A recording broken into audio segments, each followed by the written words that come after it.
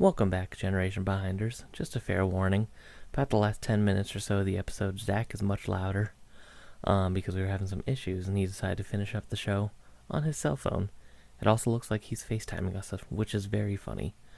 But just a heads up, last 10 minutes of the show, a little bit of an audio imbalance. Apologies. Enjoy the show. Welcome back. Matching your lips is perfect. Oh, you talk the same time as me. Was that intentional? Were you trying to time that, or did that just suck? Not necessarily, but that's funny.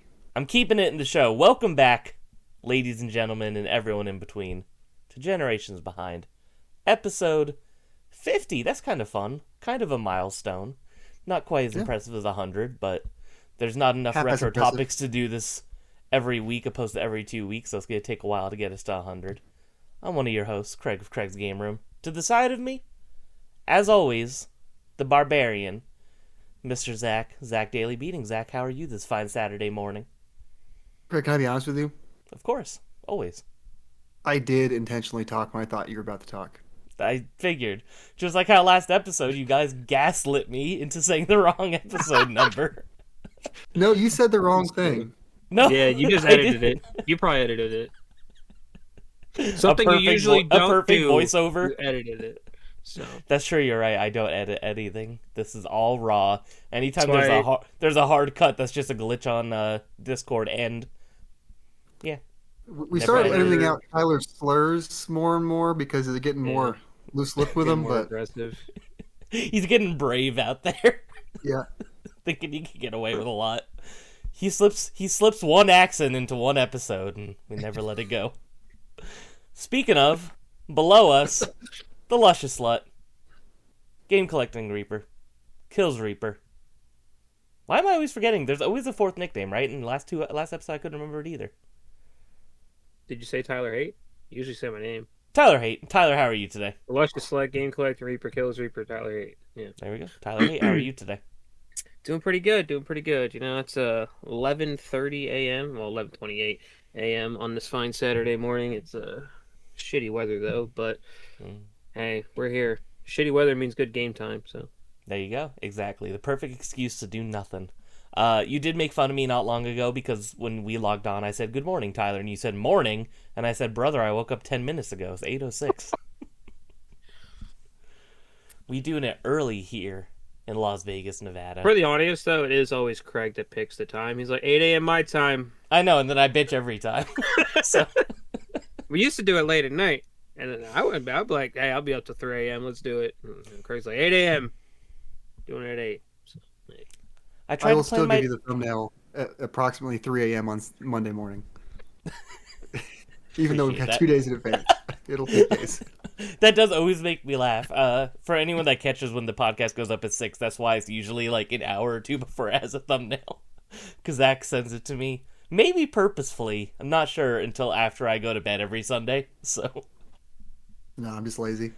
Okay, that's fair. Because it seems like something you would do as part of the bit, to be honest. You can make it happen. Who just turned their PlayStation on? I heard that. My phone told me somebody was online. Oh, there you go. Today, we have a fun topic. I don't know how we're going to title this episode. The algorithm probably won't be kind to it, but I still think that it's a good idea. Try that.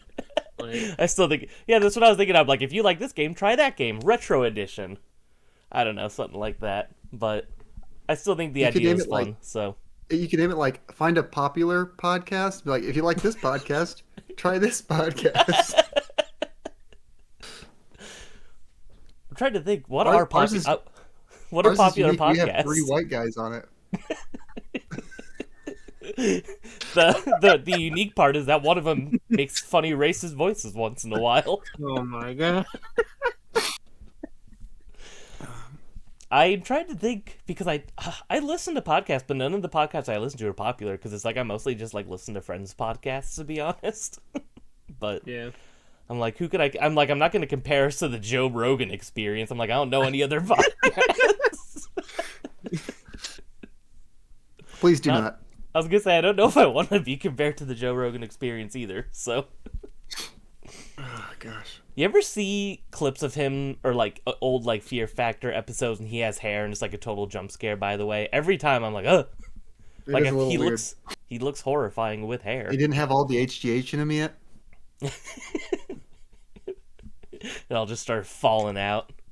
Anyway, topic of the show, if you like this game, try that game Retro Edition. We're going to give you all some fun suggestions based off of more popular games that you probably have or may have already played. Looking forward to it. Next episode, very exciting. We're finally going to play Half-Life. So I don't think any of us started that yet, so we all need to get on it. But I don't think Half-Life's a long game, so it shouldn't be too big of a deal.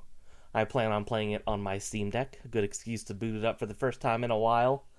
Because I've been on my PS Vita bullshit, which we'll get into later. We have a couple of audience write-ins. Patrick is a genius, by the way. I love Patrick's suggestion. He's always asking us to do a Final Fantasy episode. And he said, if you do a Final Fantasy episode, I think choosing one like a grab bag style would be smart. Obviously only do one per person, but a blind pick would be fun. I think that's a great idea. I think it'd be really funny if somebody got like FF14 had to play the entire Final Fantasy 14, all the expansions. Or worse, let's just do someone gets Final Fantasy 11. You gotta play the old MMO. That'd be good. And you know what? If we do this, if we do this, I do want to include 11 and 14. We have to endure. Oh my god. Sure. We all have PCs. We can play it if we really wanted to. Actually, I don't know if you can play 11. 14. I played 14. I have no idea how to access 11. No idea at all. I was gonna say I don't know if there's a Mac version because don't you only have an Apple computer? Well, I have a Steam Deck. I could technically like get into Windows mode on Steam Deck. I guess I don't know. It'd probably be a nightmare still getting that set up.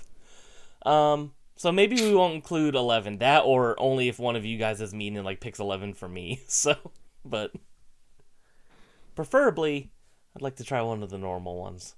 Trying to think. I've done 1, 2, 3, 4, 6, 7 for like the mainline older games, and then the new shut up.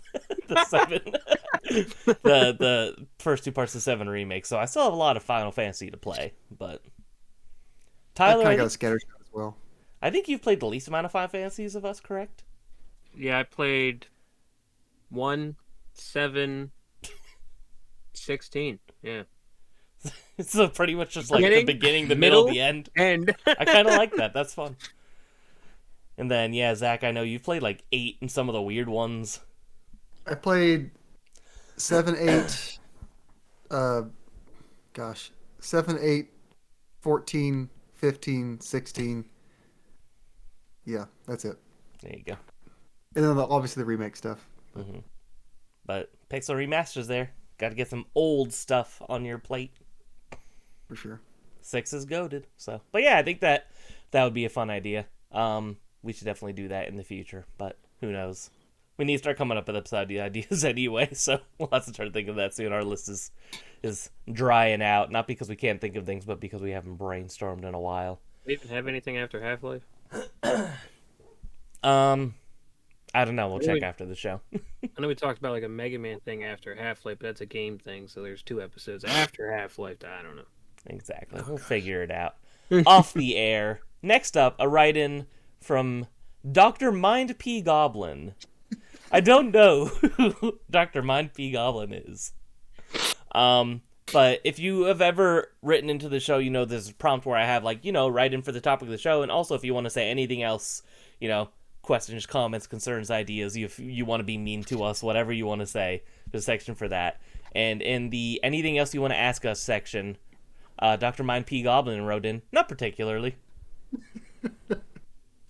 And I have promised to always read every write-in for the show, so that may or may not add much to the conversation, but thank you for joining us, Dr. Mind P. Goblin. We need the return of Vaporeon guy. No, we don't. Well, might be the one person. Might be the one person that has to be banned from writing in. To be honest, is that your talking The flower? flower's still talking. It's just gonna keep happening. It's fine. I don't care. I'm never gonna turn it off. I will never turn it off. It'll always be on. I'm waiting to watch one. It probably has happened. I just haven't noticed, like in one of your newer YouTube videos where it just says something in the background. I normally try to time out like where it doesn't do that. There you go. So yeah, I'm gonna see the Mortal Kombat movie 2 later. I don't know if you guys are excited about that. want to bring up is video game related. Everyone seems to love it, so I'm very excited to check it out. Who's everybody's favorite Mortal Kombat character? Cyrax is my favorite. Probably, I'm boring. I don't play much Mortal Kombat. I would say Sub-Zero. Sub-Zero's great. I guess in Zach's terms, I'm boring too. So Sub-Zero. No, 3 was the one I played most as a child, and I just thought the robots were the coolest thing ever, and for some reason I preferred Cyrax over Sector. But I have a lot of favorites. I like Melina a lot. I like Kung Lao and his weird, like, blade sword hat. There's a lot of stupid stuff in Mortal Kombat. It's a lot of fun. Still one of my favorite franchises ever. So, and it sounds like they did this one justice, so I cannot wait to go see it. Gonna go take the wife and my father after dinner, so that's gonna be a good time. Am I going for dinner at Applebee's to get boneless wings? Ooh, that does sound kind of good. I do love a good boneless wing at Applebee's. I'm more of a Chili's guy myself over at Applebee's. I love Chili's, but I feel like there's something about that sauce for the boneless wings at Applebee's. But Applebee's also has now that weird burger that's like dipped in the cheese sauce. Have you seen that? It's like the most American thing ever. Yeah. I really thought it good. was. You thought it was good? I don't know. I think mine wasn't good. Dude, that shit was stuck to the plate. I couldn't even. Well, that's the thing. Is like if the kitchen doesn't bring it out to you right away, then you just have like a fucking conglomerate of burger and cheese fried like stick to a pan. I was like, what the fuck? But if you get it fresh, then it's just like a big melting pot of cheese that your food is like sitting in, and it's delicious. So maybe I have to try it again. I don't know. I was severely underwhelmed. I was like, the hell is this? I don't know. I gotta stop eating shit like that, so that's why I was hesitant to say yes. But it was good. And to be fair, pre-show, I did mention going to Applebee's, but my time with the OM cheeseburger was not last night's Applebee's trip. It was a different Applebee's trip. So no, he's going again. He's going back-to-back Applebee's. Unfortunately, there's no Applebee's near where we're going to the movies, but there is an independent Irish pub, which is a lot of fun. So where they have like a live band playing on the weekends, and it's a bunch of Irish food. It's a good time. Not bad, not bad. Exactly. Part of my Irish heritage and all that jazz. So anyway, let's talk some real video games. Ooh. What have we been playing? Tyler, I know you've been busy getting lots of platinums this year. Going absolutely bonkers. Tell us about your most recent platinum trophy. All right, most recent platinum trophy. We got Saros, however you want to say it, because I've been hearing it both ways, and now it's been I thought it was Saros. Me.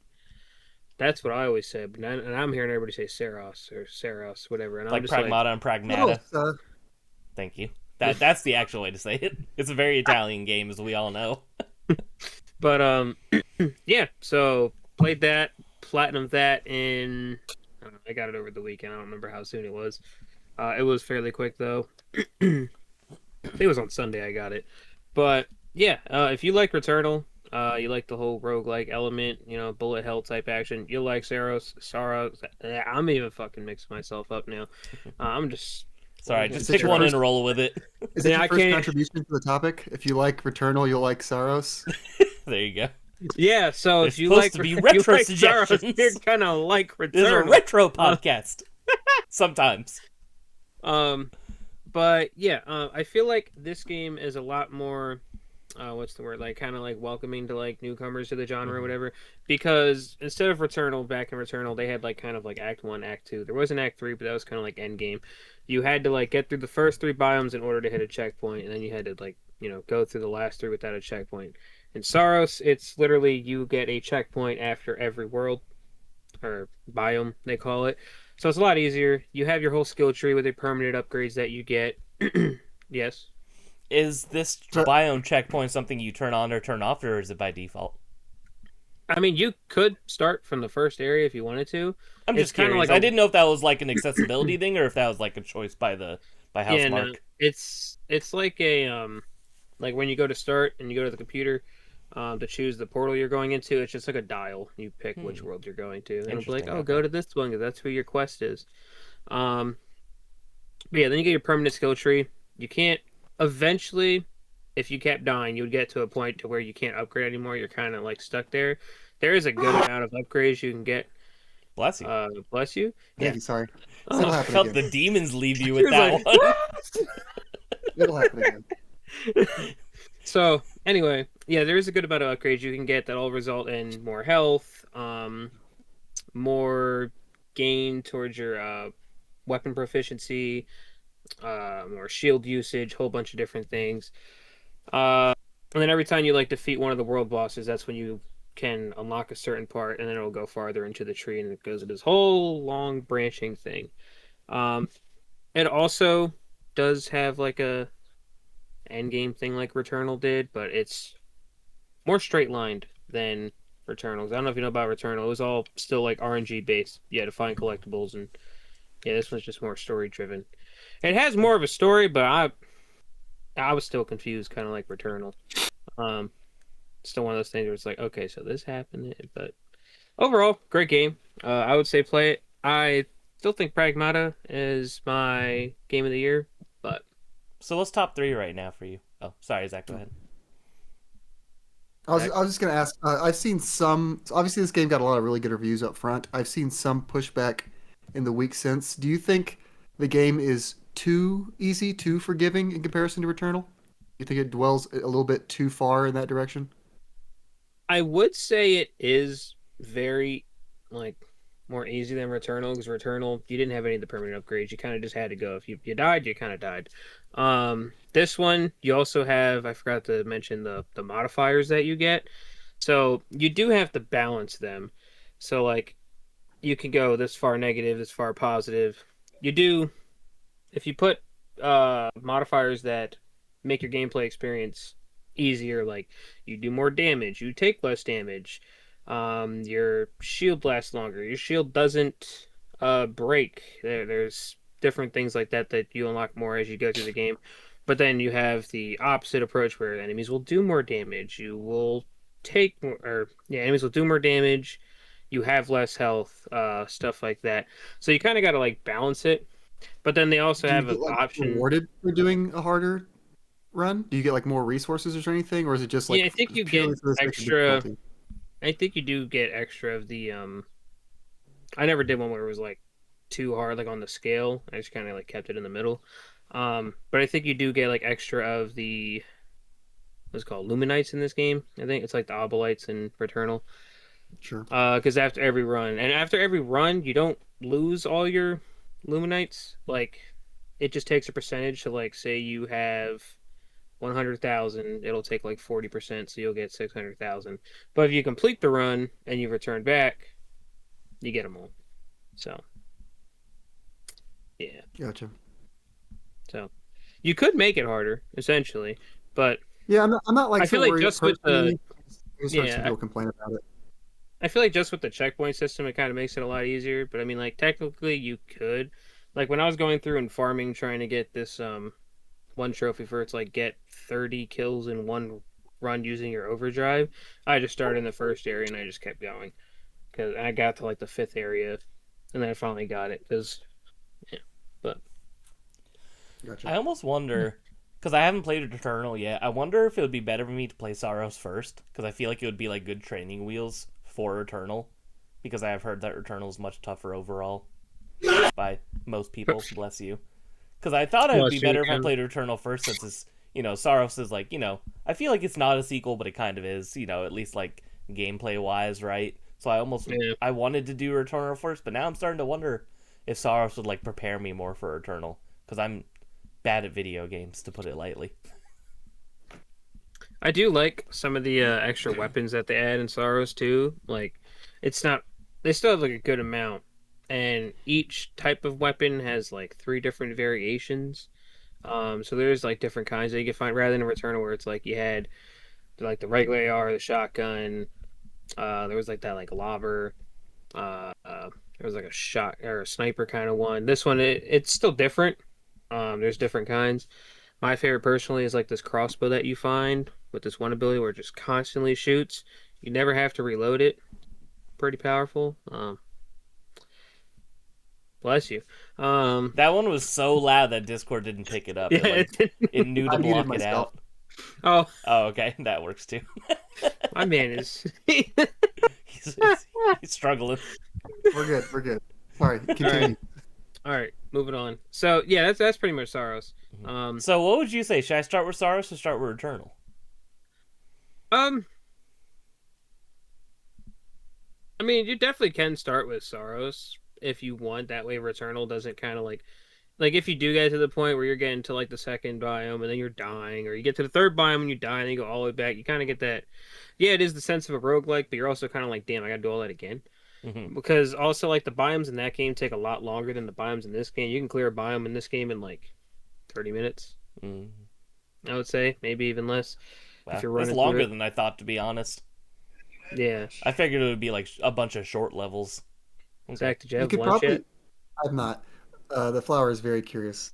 You could probably download Returnal through PS Plus if I had to guess. Give I it a actually try own it before already, spending so seven. I mean, Oh, I yeah. probably should just play because I have that one. But You owned it since that one TikTok video you did. R.I.P. your TikTok though. I know my TikTok got hacked, and now there's an OnlyFans girl trying to get people to get money off of it. So it's definitely just a Hell scam yeah. thing. But Oh yeah. me and many other people reported the account. It's still sitting there, so I'm just like, oh well. You know what? It's a good excuse to try to re-upload all those shorts, and maybe they'll pop off this time on a new account. Who knows? Go look it up. Craig got a BBL. So That's what it looks like. You could like mix it in with your own you know, OnlyFans stuff. Maybe it'll hit a different audience. That's true. I definitely have the body for OnlyFans, so I think you do. I'd pay. You and you get it for in like free. a bedroom, some Applebee's next to you on the bed. I feel that'd So. be Is a that going to perfect be my photo thing shoot. now? Is mayonnaise replaced with Applebee's or something? That's Yeah, fine. so I love Applebee's. That's fine. Applebee's does have a really good limited mount. Well, it's like limited edition, but they had it all the time. But exclusive Mountain Dew. So that's the word. Mountain Dew's fascinating. Their whole limited edition across 30 different restaurants is kind of incredible. Yeah, Seems like horrible marketing, actually. Would they just sell more if they were in stores? probably. There's What one are I you want laughing to try now that's out, but it's at Casey's. and I Zach, don't what are have you to- laughing at? We have an incredible podcast.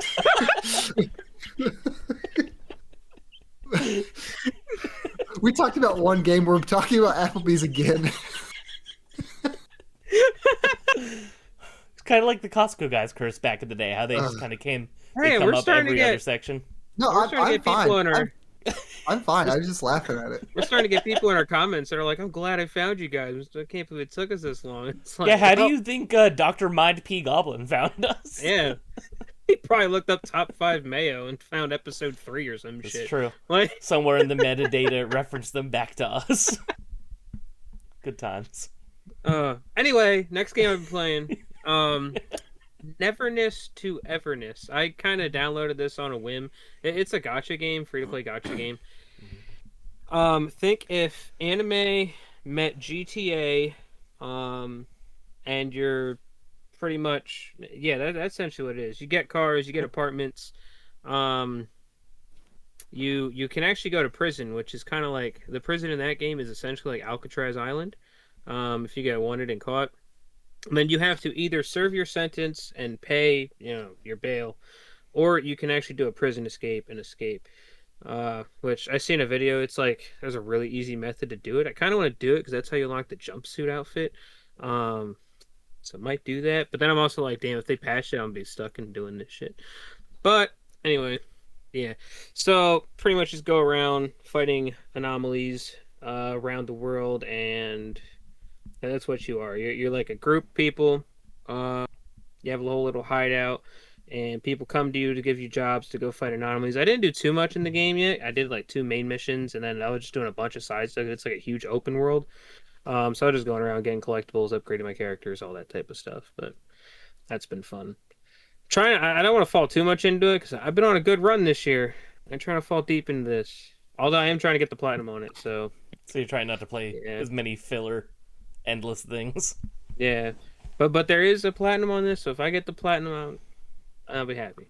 There you go. Be happy. We'll see. There you go. Is that all for you, sir? That's all. Didn't have to That's play it. too much. Mr. Zachary, what have you been playing? I finally finished Pragmata. Pragmata, sorry, apologies. I liked it a lot. I think it. I don't want to put it as my number 1 game of the year quite yet. I have it like simmering. I want to think about it a little bit more, but it's either 1 or 2 with RE9 right now.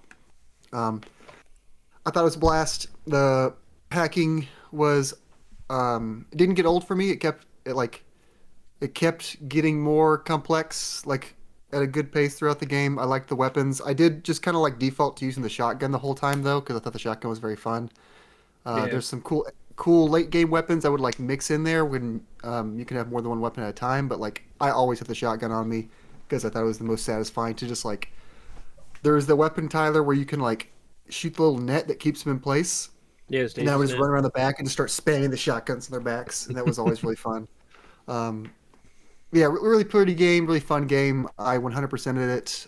Did you?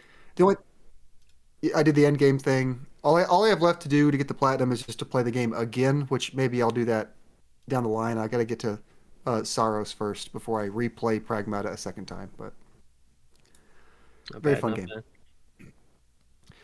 I also finished Hades 2 finally. I I rolled credits in that game.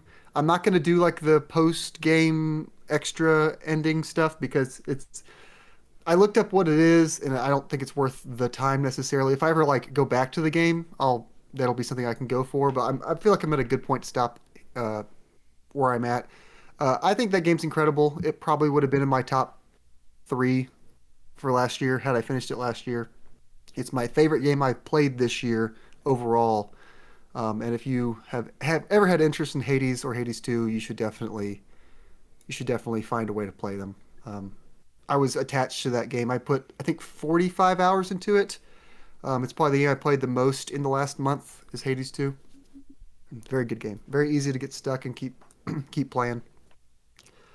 I played Pokemon Champion some more. I think I'm done with the game. I finished the first battle pass. Oh, there you go. I almost got to Master Ball tier. I probably could get to Master Ball tier if I played.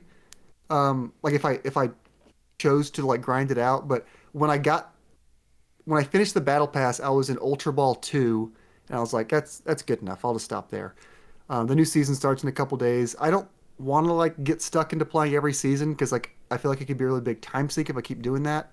So I think I'm gonna tell myself I'm good with just playing the first season, and then I'll hop back in later if I so choose. I am interested to see though like how much they change the meta, how much they add each season, because as mentioned, I think I mentioned it last episode or maybe 2 episodes ago.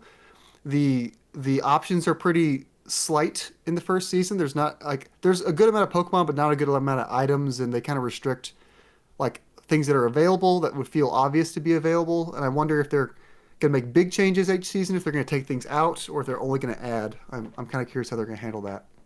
So more to come on Pokemon Champions, but I've also been playing more. I think I mentioned last episode I was getting Tamagotchi Life, Living the Mm-hmm. Dream. I have been playing it. It's very fun. It is kind of like just like an island simulator. You can kind of build your island, and then I've been making my family as my like starter set of Miis. I have 10 Miis now, and you can like choose to give them like you can say like who their partner is in real life, and then you can like list if they're relatives to anyone else on the island. So the Oh, game okay. won't like the game Hook won't them let up. them fall in love with a Yeah. relative, basically. So what I've been trying to do The is like everyone's a relative, and then I have like the actual like partners listed as partners, and none of them have fallen in love yet. My wife has rejected me multiple times. That's really funny. My my father is smitten with my mother, but my mom has no interest in him. My sister and her husband both don't like each other. And It's rough then out here. yeah, but it's basically none of the canonical pairings are working.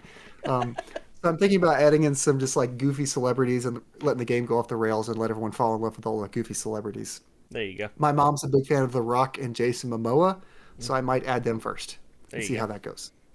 Um, yeah, it's really fun. It's really goofy. I play it for maybe 20, 30 minutes a day. Just kind of pop in, let the game. When you pop in, it'll like, maybe half your Mii's will have something going on with them.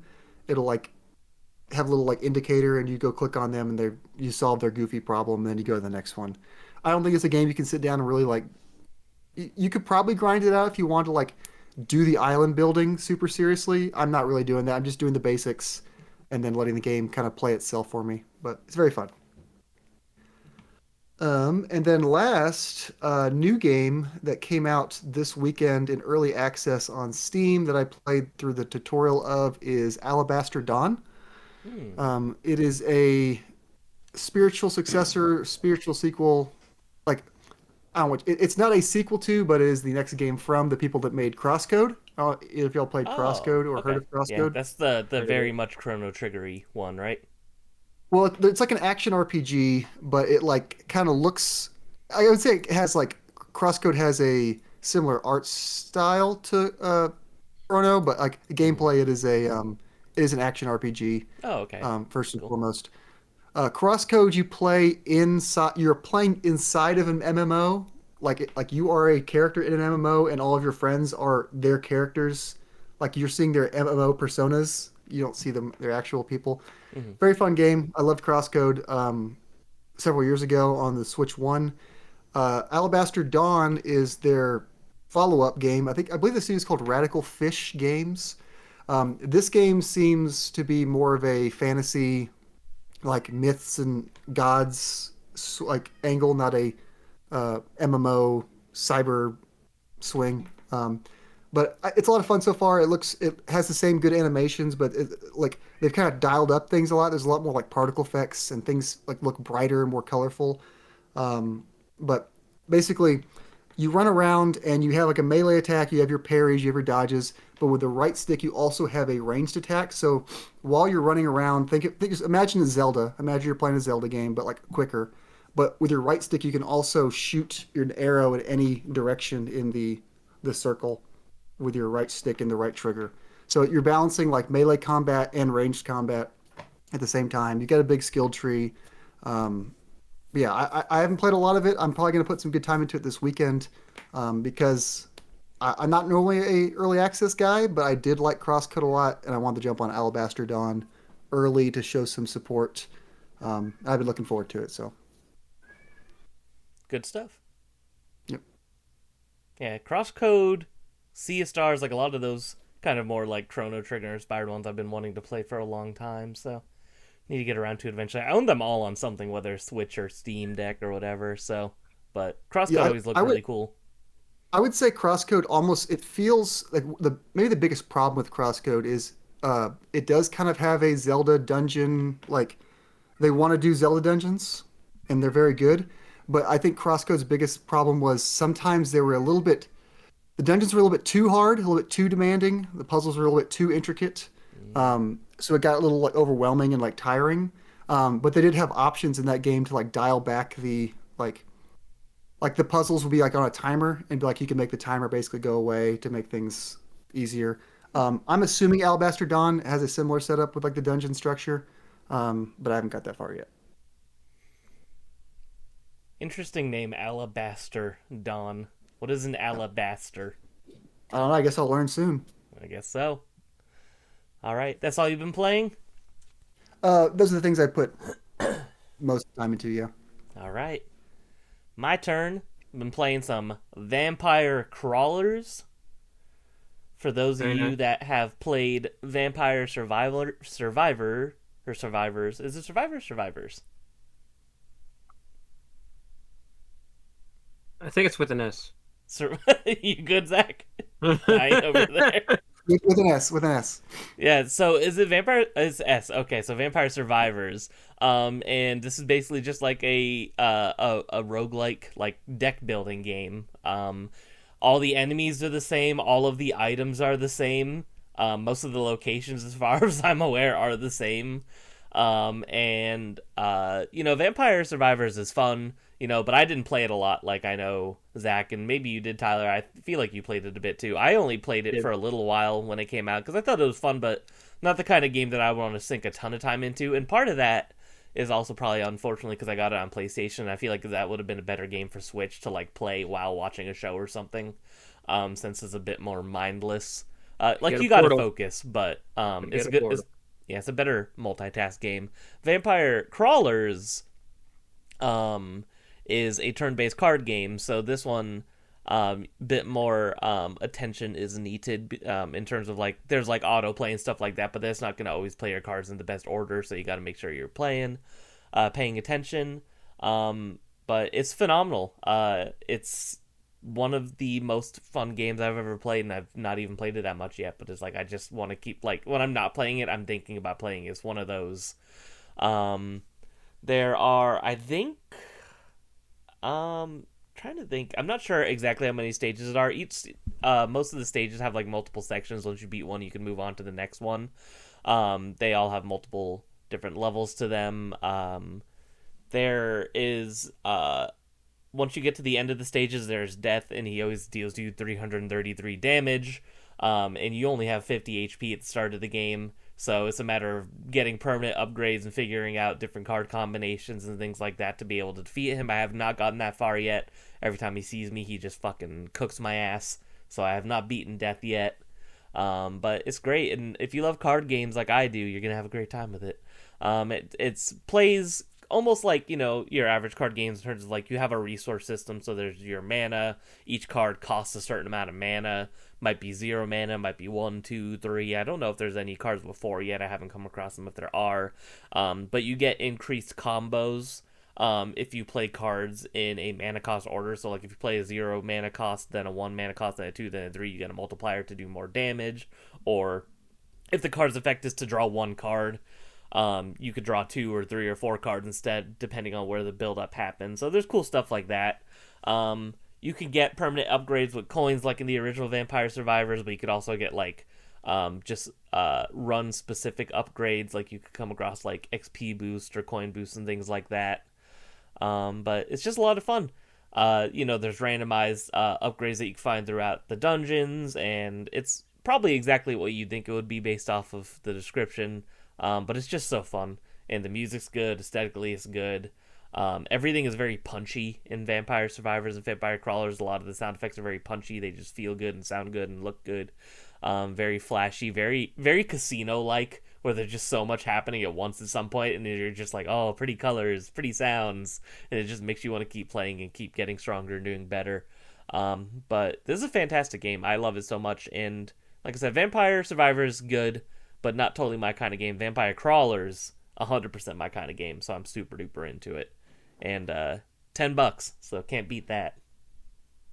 Yeah, I've heard really good things about it. I am interested in it. I have not decided to dip into it yet.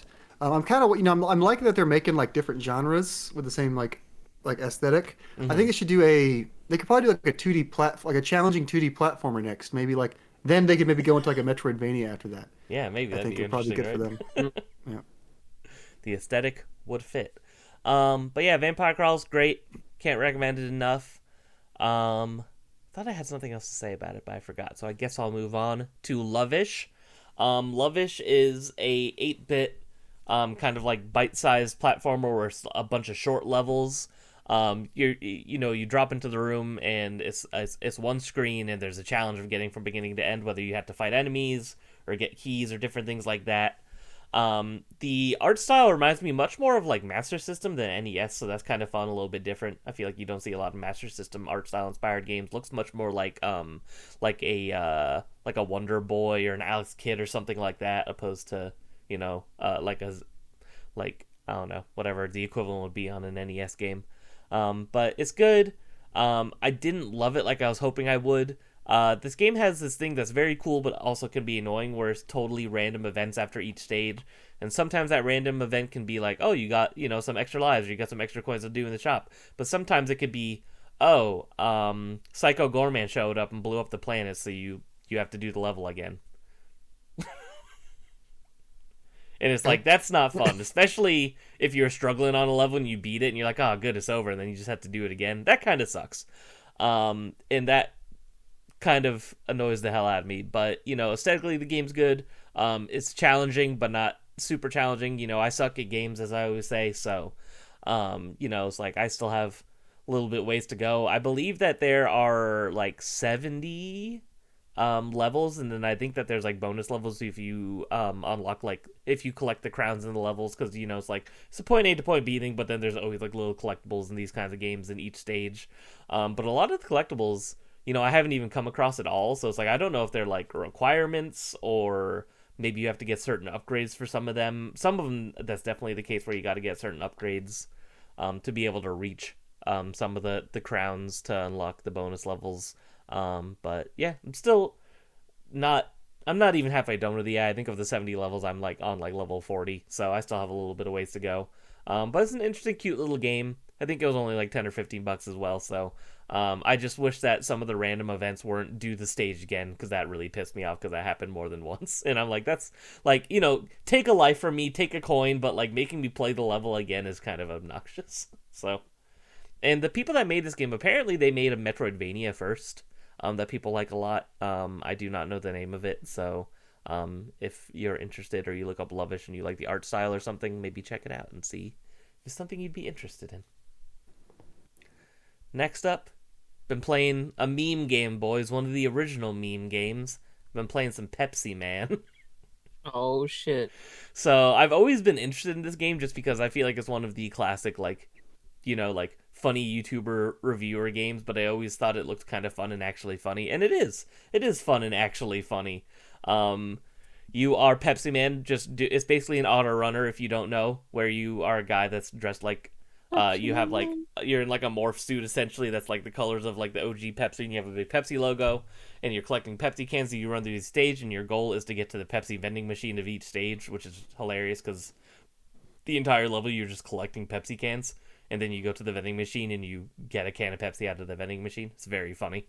And there's cutscenes in between each level where it's just a fat American clapping and slapping his belly and laughing and eating like Lay's chips and drinking Pepsi, cheering you on. Be like, wow, yeah, on to the next one. That was great. And it actually might be one of the funniest things I've ever seen. It's incredible.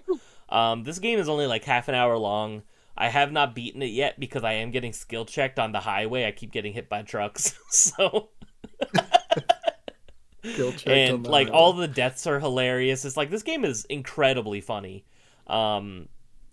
It's so good, and I actually can't recommend it enough. It's really funny. It is kind of hard though, and it's good though. But the music is, just someone screaming Pepsi Man over like epic music, and then eventually there's like a fucking like drum and bass remix when you're getting chased at. It's insane. It's insanity.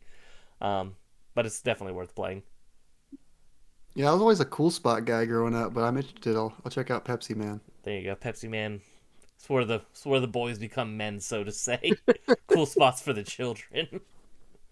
And last but not least, a big one for me, because all my life I've been a fake ass Persona fan. And I have not played, or better, I should say, I have never finished Persona 1 or Persona 2 or Persona 2 2.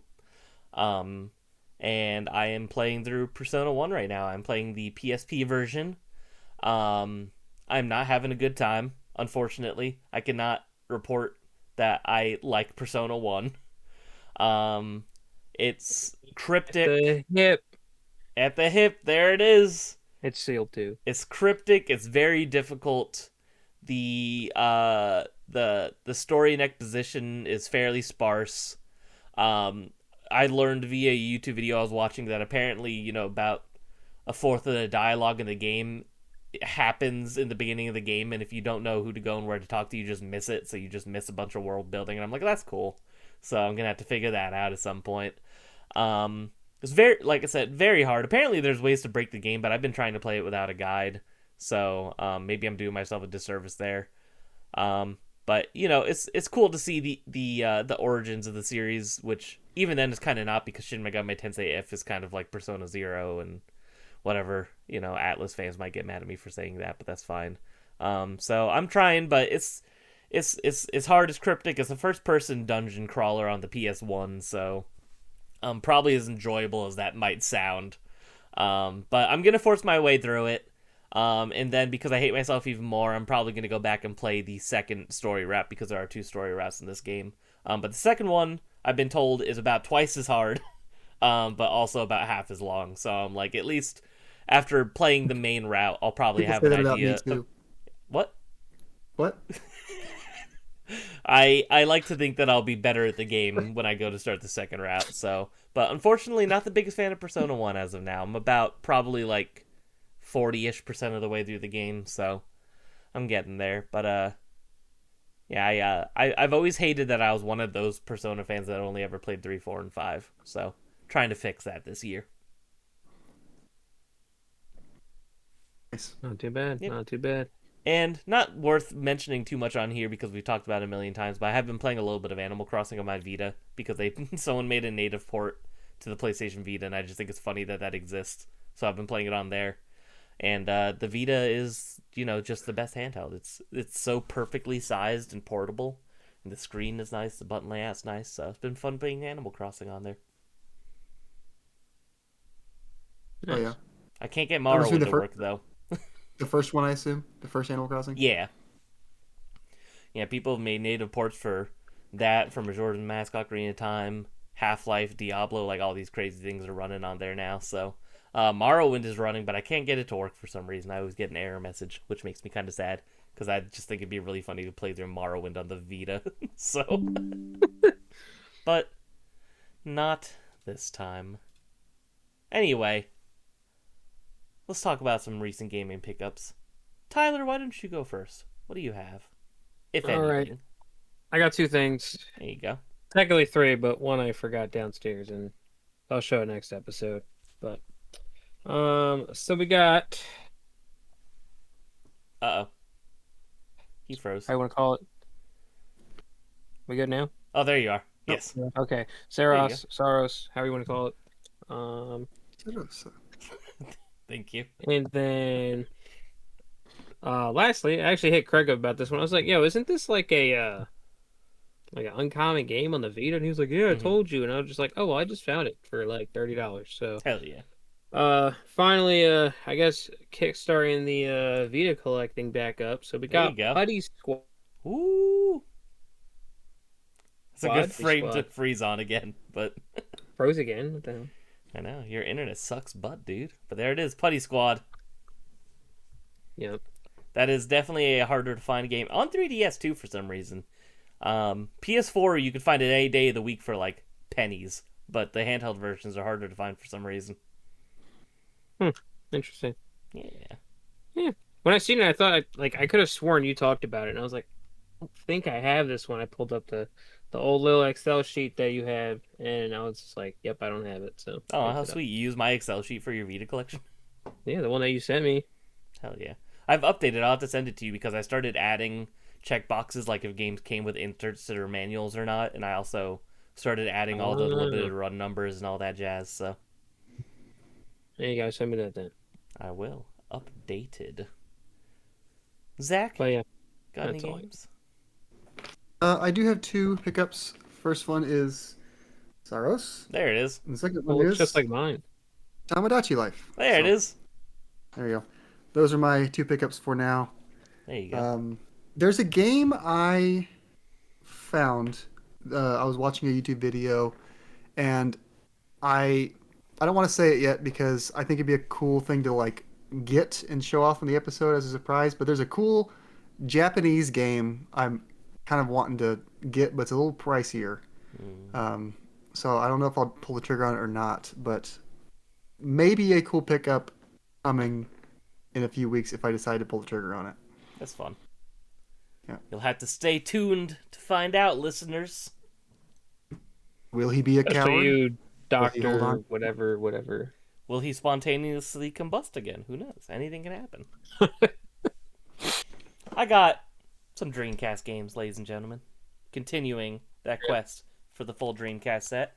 First up, Sports Jam on the Dreamcast. A uncommon and more pricey one for some reason. I don't know why. That's like a $50 game.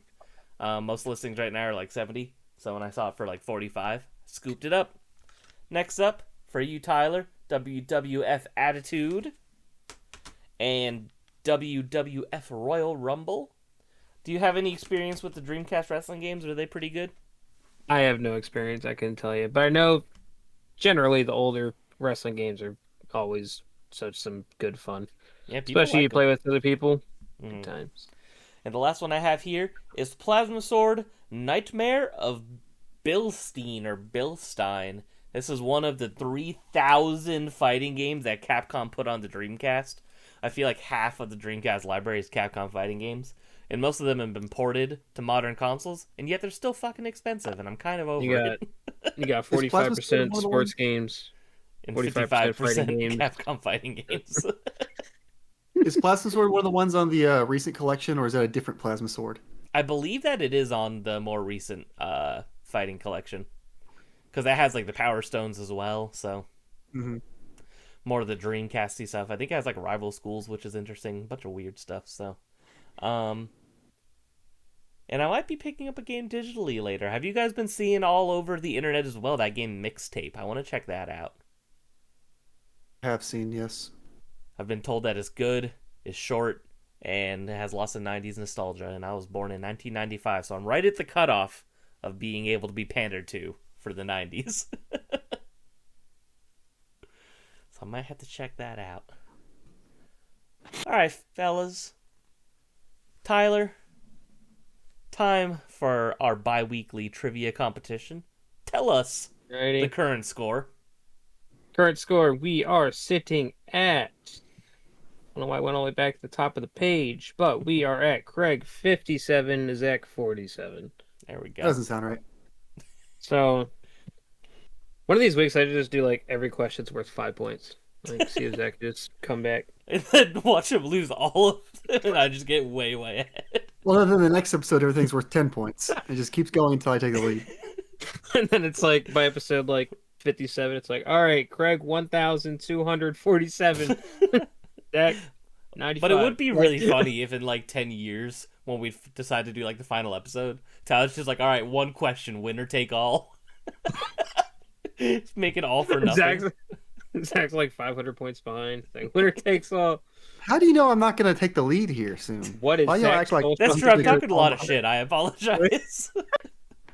This could I be think my, I've this just could be my watched more week. Did You Know gaming videos than you. This could be my week. All right, well, this is all about the Super Nintendo. So, All right. we'll see. We'll see We'll where we see. sit. I'm more of a So- TurboGrafx 16 person myself, so All right. what do you know about Bonk? All right, so the Super Famicom actually caused a pretty disruptive launch in Japan. What was the reason behind that? The government actually made a recommendation because of this. I'm assuming it has to do with Dragon Quest. No. Oh, okay. That's a good guess. That's kind of what I was thinking, something along those lines. It doesn't involve a specific game. It involves around the launch. Were people like beating the shit up? Like beating each other up for Super Nintendos? Like American Black Friday? Not really, because this is Japan. Was it scalpers? People like. Is it why they like started the something to do with lottery system? School? Zach, you're on the right path. Like kids were calling in sick to school or something, or like not showing up to school to play Super Kids, Nintendo. adults. Adults were calling out of work? Yeah. Okay. Yeah, but that's because it released on what day of the week? Was it a Friday. A Friday. A Tuesday? A Wednesday? It was Wednesday. Okay. It released on a Wednesday, which caused a lot of people to call off work, a lot of companies to struggle. What? Nothing. I was just like, was eventually we were going to figure out the day. Oh, eventually. Zach could have kept guessing, and then you were like, Tuesday? Wednesday? Was the answer to the trivia question? It came out on Wednesday. Was that what you were looking for? That's what it caused. It was disrupted because it came out on a Wednesday, which caused a lot of people to call off of work. Companies were short-staffed and everything. So Hold it on. actually made the Japanese government... No, hold on. Oh, you froze again. But Tyler, I need you, when you unfreeze, to tell me the question and then tell us the answer. What? Tell us. So read the original question. Why does this thing keep scrolling up? The Super Famicom actually caused a pretty disruptive launch in Japan. What was the reason behind this? Because it launched on a Wednesday. Okay, that makes more sense. I feel like we but then strayed too far. going I was more like, in what depth. what are we No, I was just going figuring more out? in depth. I was just Okay. saying because of that, and then the government actually made Okay. a thing to video game companies like you got to release these things on weekends from now on in Japan, which since then they have. Really? They like it releases on Friday or like a Saturday or Sunday? Like Friday, Saturday, Sunday type. Okay, I think interesting. it's mainly Friday, Saturdays, but all right, so let me write Craig for that one. All right, next. 1 point. What was the final Super Nintendo game released in America? I'll do two for this because there is a first party one and a regular one. Hmm. So I'll give a point for each one. Mario RPG is probably pretty late. I believe it was, but it wasn't one of the last ones. I'm trying to think. Was Final Kirby's Fantasy Kirby VI super Superstar. late? What'd you Oh, say, Zach? He's asking Google Gemini real quick. Kirby Superstar, or whatever the fucking SNES Kirby's called. That was the first party one. Okay, yeah. And then what was the actual game? Was it? I don't know. Is this some bullshit or is it like a notable game? I guess it's notable. It's like a classic, essentially. Like everybody would know this game. Everybody? Your relatives would probably know this game. They'd be like, "Hey, remember this?" Yeah. Puyo Puyo something. No. Tetris. Can you give us like a developer or publisher? Give us a hint. Or maybe a genre, mayhaps?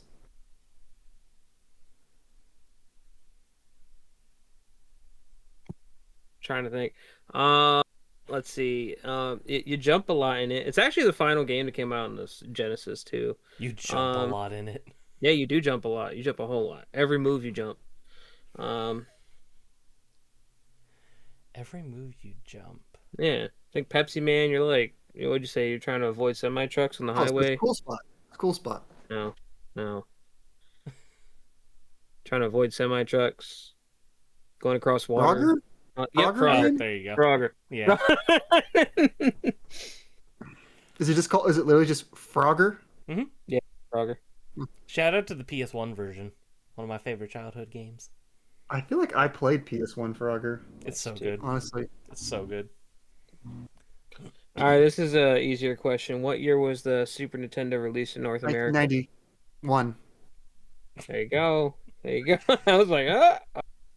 Well, I thought you were going to say Japan, so I was going to say 1990. All right. So, maybe there's 9, right? 1, 2, 3, 4, 5, 6, 7. No, there's 8. Okay. Out of the games that were released, what games utilized the Super FX chip?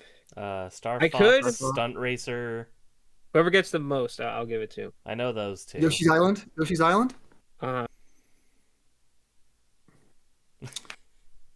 You both kind of said Star Fox at the same time, so I'm gonna just give you both. That one's like a wash. I feel like everyone knows that one. That's fair. Yeah. So All right, so Stunt you got and Stun Yoshi's Racer, you got Yoshi's Island. Island. How many are there? Is So, like, there a lot? Mario World 2, Yoshi's There's Island. 1, 2, 3, 4, 5, 6, 7, 8. There's Don't 8. call it Mario World 2. Shut the fuck up. I hate that shit. All right, so Star Fox is gone. You said which Star one, Fox 2. Greg? I didn't count that one as officially released. But I it know did, it was released it did on the- release I didn't have it on this in list. 2017. Did it release on the Super Nintendo, though? There's a cartridge somewhere, I'm sure. Are they all Nintendo first party published? No, I don't think so. No. Are there any more Nintendo first party published? I don't believe so. I could be wrong, but it's I was none gonna of say the, because like, I'm games trying to first think, but party. a lot of the stuff I think is Super FX. I think is actually like that Mode 7 thing. Which one did you say, Craig? You said Stunt Race, right? Yeah. Okay, so that one's out of here. One of them we played for this podcast. We did?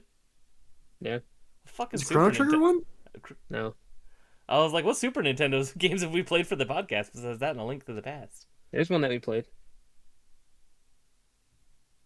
Huh. What could it be?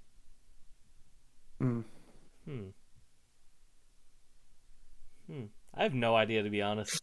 I'm totally It wasn't blanking that on long this. ago. I think it was before A Link to the Past. My Wait, we brain played... keeps saying Sonic Adventure for some reason. Like, That's like the first game we did. I know. I'm like, it can't be A Link to the Past. It can't be... It has a different colored cartridge. Oh, Doom. Yeah, Doom. There we Okay. go. All right, Yeah. so we got Doom 2? 3? Doom 2 is not on the Super Nintendo, you fucking chump. All right, so we Good got try. 3, You 2. didn't even beat Doom 2, so you don't know nothing about it. All You're right, right. You're right. You gave up. there's 4 You left. said it's more Doom. It is. You're You not could wrong. have just played a co-op with me with like 16 players and just fucking go. I know. I feel like it doesn't even. I feel like your playthrough doesn't even count, Tyler. Like, how much of those levels did you actually see? Dude, some of them you're just running through. It's like level complete, and I was like, oh shit, we won. So funny. I don't think I can get any more games. Yeah, so I win. Um, I get to. Okay. Well, the last four were Dirt Racer, Dirt Tracks FX, Vortex, and Winter Gold. I've never even heard Good of thing I those. Good thing I gave up because I would never have gotten those. Yeah, quite literally, you could have gave me like a guess of every Super Nintendo game, like with a list in front of me, and I think those still would have been the last four that I Even though would the have ones picked. that FX in it. Yes. I was gonna say And- Phalanx, but I didn't know if Phalanx had it. I just want that freaking banjo guy Yeah. on there. Banjo guy. And lastly, so the Super Nintendo in America was designed a specific way. Why was it designed that way intentionally? There's actually kind of like I didn't believe Is it this to at look first. more- I had to fact check more myself, adults? and They want to look at No. kitty. it's not like that. It's because of something that happened with the original NES. Is it because of the issues with the pin slots? Mm-mm. Like it was less issues when you did it from the top? Oh, okay. Did they add in more ability to turn yellow and disgusting after time? No, Miyamoto really liked purple. no, I really like.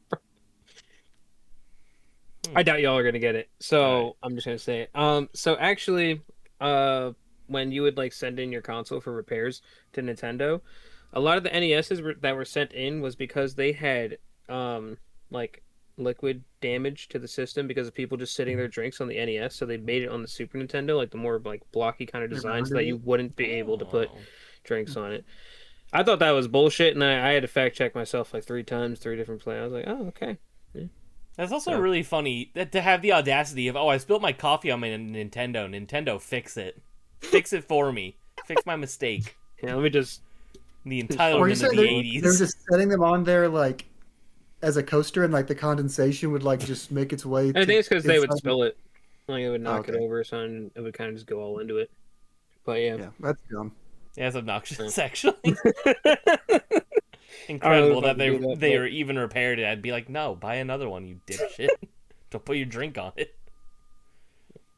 Correct. 758, 59. 59. And 10 away Zach from got nice. 3 points. He is at 50. Heck yeah. So you went from being, 10 behind to 9 behind. Got him in striking distance. Striking distance. Right behind Always in me. striking distance. Just consistently in striking distance. Consistently right where I want them. If we ever made Generations Behind merch, I would like to have a shirt that just says in striking distance. That'd be a good one. That's pretty good. That's That'd pretty be, good. that'd be a good shirt. All right, fellas. Time for the topic of the show. If you like this game, try that game. Retro Edition. Now, Tyler said he struggled to come up with ideas. I was Zach- thinking of some as we were playing, so I got some. There you go. Zach said that he had 18 ideas, and I know he's lying. Unless they're all bad ideas. So, Well, I will say all my ideas are bad ideas, but I do not have 18 of them. No, I lied about that part. fair enough. Well, to go first, I will go ahead and give my example that I gave for the audience for write-in. So my example, and I think that this is a good one. And this one you could even kind of give it like pretty much the mainline series, not even just game to game. But if you're a Star Fox fan, you got to check out Panzer Dragoon. Panzer Dragoon is a superior on-rail shooter series. Panzer Dragoon aesthetically is cooler, more interesting, more unique. The music is more interesting, more unique. These games have a little bit more challenge as to where Star Fox, I think, is fairly easy. And Panzer Dragoon is just one of the most severely underrated Sega franchises of all time. It's basically just about there's like a lot of weird stuff I like future tech, or like old technology, where it's hard to explain, but I think you guys know what I mean when I say that, right? Like think like in Skyward Sword, Like you see like there's like the robots and like the ancient ruins, like stuff like that. And these games just have an incredible atmosphere and aura that are not matched by anything else. The games are fairly not very accessible, unfortunately. There's Panzer Dragoon Remake, and then the second one's getting remade. But those ones lose a lot of the sauce with the updated graphics. I would recommend trying to find a way to either play the old PC versions or the Sega Saturn versions if you can. But if you do have an Xbox, you can play Orta, and that is the Panzer Dragoon game that came out on the original Xbox, and it runs better on newer Xbox consoles. It got like resolution and frame rate upgrades, which is cool. And I was gonna say spoiler. This isn't really a spoiler at all, but you can play that game, beat it, and it unlocks the Sega Saturn version of Panzer Dragoon 1, the original. So really, you're getting two games at one if you play that version on your Xbox Series S. And it's like a $10 game digitally, so it's like, if you like Star Fox, absolutely no excuse. If you have an Xbox Series console or an Xbox One, you're totally missing out not playing this game. You get two games in one for $10. They're both fantastic, and in my opinion, better than Star Fox or Star Fox 64. Hot take. Since You we think didn't so? bring it up, I'm sorry. I don't know. You got me thinking about Star Fox. In yes or no, can we say if we like the designs of the Star Fox characters for the remake that's coming out? I I'm keep team flip-flopping. yes. I don't think I I'm team like yes. it. I understand what they were going for, but I feel like they just look... I don't know. Someone pointed out that the eyes is the biggest problem. Like, if they just gave them slightly bigger eyes, they wouldn't look as uncanny and weird. Like, you know that old meme of that really fucked up looking Fox puppet where it's like sitting on the chair like this? You know what I'm talking about? Yeah. That's what I think Yeah. Fox looks like. And I'm like, if they just made the eyes a little bit bigger, a little bit more cartoony, it would be fine. But, to be fair, what's his name? The rabbit who I'm blanking on and Slippy, they both Peppy. look good, I think. It's mostly just Falco and Fox that look weird to me. Falco has giant eyes normally, then he has the tiny little beady eyes here, and it looks Yeah. weird. I think specifically if they stay in this game, I think it's good. But if Falco looks like that in Smash, I'll throw up. I don't know. That's something that I love about Sakurai is he's been like, nah, I don't like this new design. He's gone with different designs before opposed to the most recent one, which is really funny to me. So I was so glad when he did the original Pac-Man, not like the fucking Ghostly Adventures shit. I was like, I swear to God. yeah, that was a terrible Pac-Man design. But yeah, I'm and I kind of love, like- $50 game digitally, so pretty good price point. And You shout get out it to for Walmart 50. for some reason making all the Switch 2 games match the digital price. And Amazon And is Amazon. now matching Walmart prices, so Yep. keep it up, boys. We love you, Um, Jeff Bezos. And That's one thing about us. We're always super big fans of Jeff Bezos and the Walton family. if there's one thing you got to know about the generations behind, boys, big fan of the wall. Jeff Bezos. Can we do like a logo where it just says Generations Behind, but it has like that Walmart thing at the end? Like That'd be Generation Behind. That'd be good. That'd be perfect. But yeah, I'm anyway, looking forward to it. I wish it wasn't, Star Fox 64 again, because it's like, all right, a lot of discourse on Twitter. Let me start off with that about, whether or not Star Fox 64 has been remade this many times. They're like, oh, it's not a remake of Star Fox 64. It's a retelling of the Lylat Wars.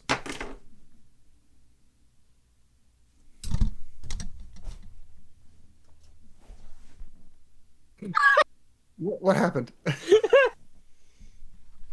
I'm angry. Oh, You're still retelling the same fucking story. I don't know, man. Looks pretty different to me. This time the bird has smaller eyes. yeah, dude. I don't know. No, I'm fine with that. I mean, I still think it looks like it'll be a fun time. And when you can't see how horrifying Fox and Falco look, the game looks beautiful. So Yeah. it's like I'm still looking forward I'm to just- it, especially for the price point. It's cool that they announced it and it comes out in like a month and a half. I'm super into that. So I don't know. I'm looking forward to it. I love that James McLeod named his son Fox. I've always thought that was extremely funny. Yep. Yeah. Very strange. I'm on the fence. Like, I don't mind the character designs. I especially like Slippy. That's why when Zach was like, we should do a podcast with all of these characters, I was like, I call Slippy. That was, by the way, how I found out about this new game. Zach sent a text of that stupid screen where they showed everyone talking in VTuber mode with the I Star can't Fox wait for characters. VTuber mode. I'm gonna use And VTuber mode so much. and I wasn't on Twitter because I was at work, and then I opened up Twitter and I was like, I thought that was just like a joke that somebody made, and it was like, no, this is a game announcement that I missed. Yeah, they were like direct in 10 minutes. And it's like, whoa, what the hell? But It is fascinating though that they had this really great Star Fox redesign for the Mario Galaxy that movie. was They my just didn't thing. go with that.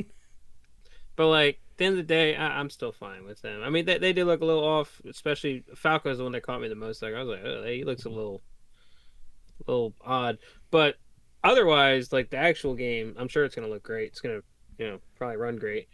I got a little hot take here. All right. Hot take. Let's hear it. So everybody is Topic of the show complaining- delayed. Yeah, apologies for the tangent. Zach was like, "This is a yes or no question," and then it became this whole fucking thing. So I got a real quick hot take. Now I'm not saying anything bad about Granted, we got Star Fox fans, we got Zelda fans. Okay, Yes. that's what I'm starting. So everybody's like, "Oh, Star Fox is getting remade again." Da, da, da, da, da. All right, so if I'm right, it was just the 64 got remade on the 3DS, now it's getting remade again, right? Well, Star Fox 64 is SNES. kind of based off OG Star Fox, and then Zero is also kind of a reimagining of Star Fox 64. So, Is it? yeah. Like, is it that much similar? I don't know much about Star Fox, so I could be totally wrong. I can't speak as much for Zero. That's what I've been told over the years, so I guess I should put a caveat. But I have played the original Star Fox, and I've played Star Fox 64 3D, and they're very similar. Okay, then maybe Similar that's enough, weird. I guess. I thought it was mainly just like Star Fox 64, and then the 3DS version, and then this one. And then I Yeah. was like, people, they're gonna be totally changing their minds when this Ocarina of Time remake comes out, and it's gonna be like Ocarina of Time 3D, and then we got Ocarina of Time the remake. Which I mean, granted, I'll be excited for it because I enjoyed Ocarina of Time when I played on the 64, so of course I'd like a better up version. Same thing with Star Fox 64. I originally played it on the 3DS. I didn't play it on the 64, but I'm still gonna get it and play it on the Switch too. So But I think also part of the argument is that we've had so many new Zeldas since Ocarina of Time. There's Yeah, not you ain't been wrong nearly there. as many new Star Foxes since then. There's been some, but not nearly as many. So yeah, It's also funny that Star Fox 64 3D and Ocarina of Time 3D both came out in the same year, and then they're doing it again, maybe. maybe. So, do you guys believe the Ocarina of Time remake is real or no? Yeah, I think it's real.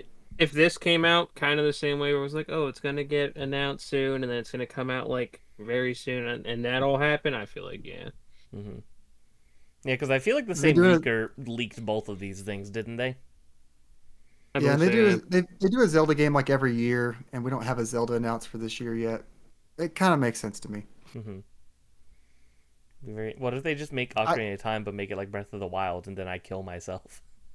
I want it to feel like Ocarina of Time, but I do not want just a better looking Ocarina of Time. I want them to like add some stuff, I want them to get a little ballsy here, but still Like- kind of keep the spirit. Like, of what the do you game. want though? What do you want? Like add more, like add a new dungeon, add new characters. Like I want them to expand the game. I don't want. Well, them there to should just do the definitely same be a thing. light dungeon. You get a medallion for doing dick all. So it's always been weird that there wasn't a dungeon attached to it. Yeah, make it a bigger game. Make Hyrule Field like I don't want it to be like Breath of the Wild, but add some stuff in there. You know, make some little make NPCs walking around that you can like show up and see. I don't know. Nintendo, Panzer Dragoon. hire this Panzer man. Dragoon, huh? Panzer Dragoon, huh? Did you guys see all the memes with Star Fox? Or like Nintendo finally did it? They hired this man. Yeah, I saw that. That was There's a lot of good memes on the day of the Star Fox reveal. But yeah, we get that, and then like a week later we get the new Rhythm Heaven, and then at the end of that month we get the new Splatoon Raiders. So I'm like, Nintendo's gonna have a hell of a streak for a few weeks there. Yeah. And What's they have the deal Yoshi with, the like- Mysterious Book, but I don't really care about that, to be honest. So They're just like nailing all of their like I don't want to say B tier franchises, but like they're just like all of their not like high up stuff. They're like we're hitting Donkey Kong, Kirby, spin-off Zelda, Tamagotchi Life. It's like a was gonna say it's Rhythm kind of an Heaven, honor for Star you to Fox. put Rhythm Heaven in the B tier franchise. Well, I mean, like there hasn't been a new Zelda, there hasn't been a new Mario, there hasn't been a Smash. It's, Yeah, I like it, but I'm into it. But yeah, Panzer Dragoon. Go ahead and check it out. do you think people can tell Thank that we you for that all have 10-minute derail. we all have ADHD? Do you think people can tell? And if you played Panzer Dragoon, go play Star Fox. We'll get to We'll that get later, there. though. We'll get there. All right. Well, why don't you guys go ahead and give one of your suggestions? Tyler, why don't you go first? All right, so I have two that are kind of based off of one game, but different games of that franchise. So I'm gonna just say them both, if that's cool. All right. No, unacceptable. Well, that Yeah, sucks. fuck you. So yeah, if you like Crash Bandicoot 4, I definitely recommend playing Crash Bandicoot 3. It's like, I feel like it has a good gap in between. No, that's not really it. But if you do like Crash Bandicoot though, so if you played, I would say like the old school like GBA versions, like the old side-scrolling ones. One game I recommend playing, it's a licensed game, but sometimes licensed games are hit and miss, some are good. But this one's actually fairly decent. It's short, can get a little repetitive, but being short, I feel like you could just fit it in and it'll be a good time. It's actually codenamed Kids Next Door Operation Soda, I think that's what it's called in the Game Boy you beat Advance. that earlier this year, right? Yeah, so it plays very similar. I think it's the same developer too. So you kind of get like the same aspect. You get upgrades throughout it, beating every boss. The upgrades aren't like generally character specific. They're more so like for your weapons that you get. And then each character plays different. So like in the Crash Bandicoot, the side scrolling ones, you have like the little like helicopter kind of levels and stuff, and two of the characters in that game play as like that kind of thing. And then the other ones are just the regular platforming, side scrolling good stuff. So I definitely recommend that, I would say. Short, sweet. You could beat it in like a couple hours, honestly. I played it on my Analog Pocket. And then if you like 3D Crash Bandicoot, the good old platforming, another licensing game, Scooby-Doo and the Cyber Chase plays just like Crash Bandicoot.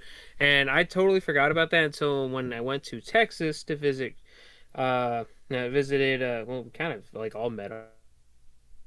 Squatted up. Oh, he froze Dax again. and Oh, Tyler, are you there? we back.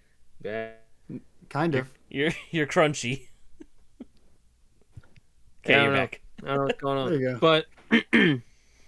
But so yeah, then when I went to stay with Christian, our good friend Birddog Gaming, and then his roommate Aiden would always talk about Scooby-Doo and the Cyber Chase. I remember that game. So I brought my copy, and we literally played through the whole game there. And then I think we watched the movie right after too. But The movie sucks. I love it. it's such a old bad fun, like one of those. You got your Childhood bad, and then you got the classic. bad fun. But yeah, it's pretty much Scooby-Doo. You got the whole like workroom aspect, 5-level boss. It's a good time. It's not as good, but I definitely recommend it if you enjoy that kind of game. Not nearly as good, but Yeah. it's good enough. I actually almost put it on my list as well. That's another really? childhood classic of mine. Yeah, I rented that game from Blockbuster so much that my parents just bought it for me eventually. Nice. I can't remember what Scooby Doo I have. I had one on the game. I have one on the GameCube, but I can't remember the name of it. Night of 100 Frights, maybe. Maybe. Ah, damn it. I couldn't get to the mute. That one had some build up to it. I couldn't get to the mute fast enough. Before you go, Zach, I'm gonna bring it up real quick just because it matches Tyler's. I had a suggestion if you're a Crash Bandicoot fan as well that wasn't Scooby-Doo and the Cyber Chase, and that was Donald Duck Going Quackers. Donald Duck Going Quackers is a phenomenal game. It's just Crash Bandicoot, but you're Donald Duck going through Disney worlds. Not Disney worlds, but like, a more Disney-esque environment. It's about, what's her name? Daisy, I believe, is Donald Duck's girly girl, and she gets kidnapped, and you go through a bunch of different worlds trying to save her. The cool thing about this game is that depending on the generation of console you play it on, there's different levels, which is cool. So, like, if you play, like, the PS1 N64 version, it has different levels than, like, the Dreamcast and PS2 version, for example, or GameCube version. And I might not have those divided up exactly the same, but it is true that there's different levels depending on the different generations of versions you play. So it's worth playing this game on multiple different consoles because you get a different experience, which is cool. Different boss fights, different levels. The environments and aesthetics are the same, but like the actual levels and the way that they're set up are different, which is really cool. But they're just like Crash, where it's like sometimes you have your side to side levels, you have your front to back levels, you have your running away levels, things like that. So much like Scooby-Doo Cyber Chase. And God, I just love that game. It's way more fun than it has any right to be. I love Donald Duck going Quackers. So heavy recommend if you like Crash Bandicoot. Yeah, I guess you could say it's best not to leave those older generations behind. We should just end the show right now. cut it short. Cut to black. All right, Zach, what is your first recommendation for the audience? This one I think you'll relate to, Sir Craig. If you like Guitar Hero, you should play Elite Beat Agents. Hell yeah, you should. So we've talked about this before. Elite Beat Agents is like it's a DS game, and on the bottom screen you're basically playing a rhythm mini game to music like you would like a Guitar Hero or many other rhythm games. But it's good. It's not just like tapping. It's tapping and rolling. It's spinning. You're using the entire bottom screen to full effect, and it's very fun. Very goofy story. I don't remember what the story is. You are the Elite Beat Agents. You're like trying to go save random people or things, help out with random issues they're having, and that's all going up on the top screen. They're like dancing and like doing little cutscenes, and on the bottom screen you're just tapping to the music and doing a very fun rhythm game. And it can get really hard if you play on the hard difficulty by the end. Probably the coolest like last level in a game, in a rhythm game I've played. And it's fun to look up the expert or whatever the hardest difficulty is for that last level. It's insane. It is insane. To this day, it's like my favorite rhythm game of all time. I've been playing it over and over again since I was a young child. Like whenever the game came out was when I got it. I got it the year release. And to this day, I still can't beat the final level on the hardest difficulty. It's absolutely bonkers. Yeah. And it's not that it's not fair. It's just like, it is like the ultimate skill test. Yeah, I've never done it either, but if you look it up on YouTube, it's very fun to watch. Mm-hmm. But yeah, Elite Beat Agents, very good. Are there more? I feel like, I know we've talked about it before. Are there more Elite Beat Agents games, or was it just a one and done? I believe there was one game before that only came out in Japan. But yeah, Elite Beat Agents is absolutely baller. Cannot recommend those games enough. How I found a lot of music that I liked when I was a kid. That was actually like how I discovered like Sum 41. So it's like I found some bigger artists that way that was just like never got funneled to me any other way. Great soundtrack. It's so funny too. Oh my god, it's one of those games that couldn't work on any other console. It's absolutely hilarious, and the setup of the top and bottom screen are so unique. The animations change depending on how well you're doing. It's just so good. But yeah, that's a good pick. One of the most underrated rhythm games ever. We should just do an episode on Elite Beat Agents. I'd be so down for that. Like rank the track lists and everything. That'd be so much fun. I am due for a replay of it. It's so good. All right, I guess I could go again. I kind of went out of order. Sorry, bringing up Mr. Donald Duck, but got to bring up kind of an easy one. But I feel like it still needs to be said. If you like Undertale, you got to play Earthbound. You got to know your roots. What's Undertale? The game that we did a podcast episode of on your channel. Okay, that one. Yeah, Undertale. The definitive quirky role-playing indie RPG that has elements of sadness in it, as people say. I feel like it's the staple child for that. But I guess you could say that for any of those. If you played Omori, if you played Lisa the Painful, if you played any of those kinds of different games, it's like you got to check out Earthbound. Earthbound is where a lot of these games pull a lot from, or Mother 3, but probably more so Earthbound. Not too much to say about Earthbound at this point. If you're listening to a show like this, you probably know what Earthbound is. It's a funny Super Nintendo game from the 90s that has a lot of interesting and unique mechanics and themes and art style, fantastic dialogue, and everybody that enjoys the medium of video games should play it. You've reminded me that I still have not played Deltarune, even though I bought it on the Switch 2 launch day with the intention of playing it as a launch game of the Switch 2. It's Oops. almost been a year now. God, yeah, that's right. The Switch, what is it? Was it June 6th or something like that? I think it was June, Or June June 5th, June Yeah, 6th, something like that. So we're almost a month away from a year with the Switch 2. It's incredible. Yep. Tyler. Everyone get your first year of Switch videos ready. It's a unique idea. No one's going to do it. You're definitely going to do it, aren't you? You're like, I've already started scripting. Why do you ask? Tyler, why don't you go ahead and give us another suggestion?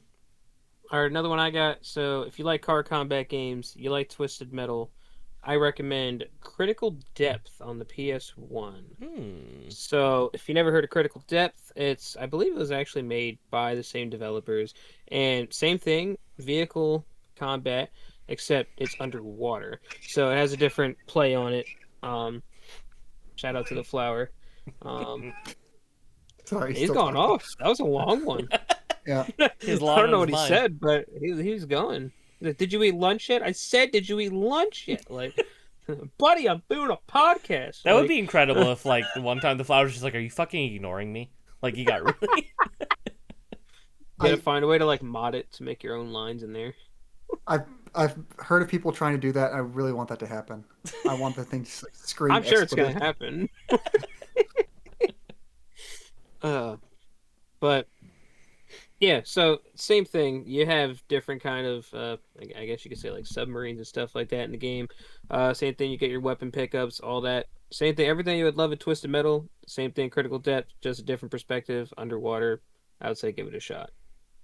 Interesting. Yeah, I don't know if you've ever brought that up before. I feel like this is the first I'm hearing of this one, so... Yeah, there you go. But I also still It's haven't fun played Twisted diving. Metal, so... Fun deep diving on the PS1. There's a lot of like hidden stuff in there that you never know about. Oh, the PS1 is absolutely bonkers. The PS1 and PS2 have endless libraries where I feel like games are just being made up every day. Because I'm just like, how have I still not heard of everything on it? I was at I forget the name of it, but when I went game hunting with Patrick, when I found the Putty Squad, I seen this one PS1 game that I had never heard of. It had some like anime girl on the cover. It's like a fighting game. Do you know how little that narrows it down? I know it's that's why there's so many of them that it's hard to like narrow. If I think of it, I'll bring it up. I don't remember. When I seen it, I was just like, "The hell is this?" But then I went to look at it, and it didn't have like the back cover or anything, and I was like, "Oh no, I'll pass." Interesting. Everybody loves a good anime fighter, isn't that right, Zach? I love anime. The biggest weeb of us all. Give us your top 5 anime right now. Yeah, do it. Dragon Ball Z, Dragon Ball Super. Number 3. I like Dragon Ball, Dragon like, Ball there's Z, also more Dragon Balls Z you haven't mentioned. High. There you go. Like Dragon Ball GT. That's number 1 though. I didn't watch GT. Sorry, it's not canon. Wow. Did you watch Daima?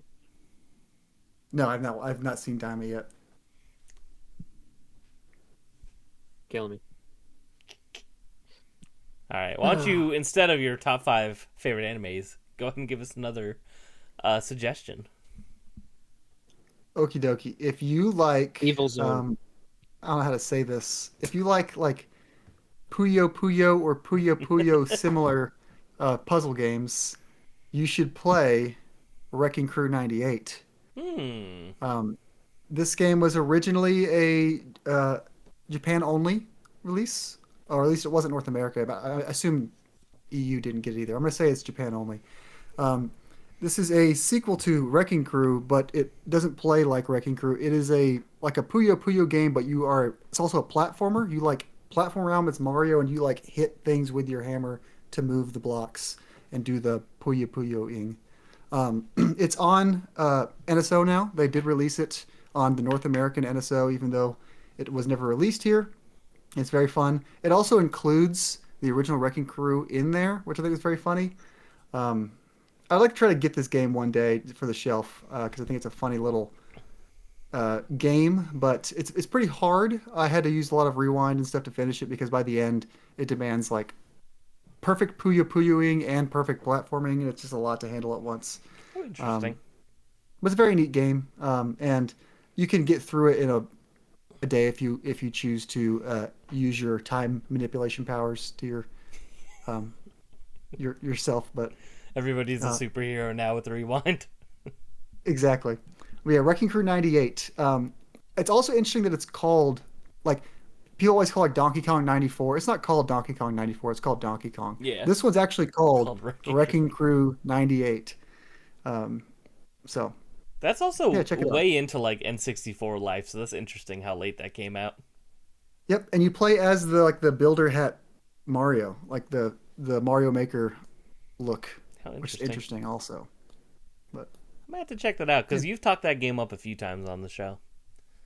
yeah, it's not going to blow your mind, but it's an interesting game at least, and it's cool if they were. I like visiting like games like Star Fox 2, and like later this year with Dragon Hopper when they release games that like didn't come out here, like on NSO. I always think that's like an easy thing to check out one weekend because it's free and interesting. It is fun that there is a non-zero chance that your game of the year might be a Virtual Boy game. Oh yeah, I'm very excited about it. All right, next up, if you like Rayman on the PS1, Jaguar, all those things, you should Who check likes out... Rayman? No one. But if you did, Okay. you should check out A Stall on the Sega Saturn. So A Stall on the Sega Saturn, very, very similar to Rayman. Tough as nails platformer with some of the most beautiful sprite work and fantastic music you'll ever see in a 2D platformer. And that's pretty much where the similarities end, but aesthetically they look a lot alike, so I wanted to bring them up. Well, they're both video games, so Yep. go play them. It's a vibe thing, alright? Once you play A Stall, you'll understand. Boot up your Sega Saturn, grab your copy of A Stall that doesn't have the name on the spine for some reason off of your shelf, and put it on your old playing system TV, and you will enjoy it. No, it's unfortunately it's hard to explain. But Yeah, I got a clear picture in my head now. So A Stall is spell it? like Rayman. Just trust me, bro. ASTAL, yes. Okay. But it's a great game. It's like I said, also a very similar kind of level setup. A lot of the character designs give me Rayman vibes as well.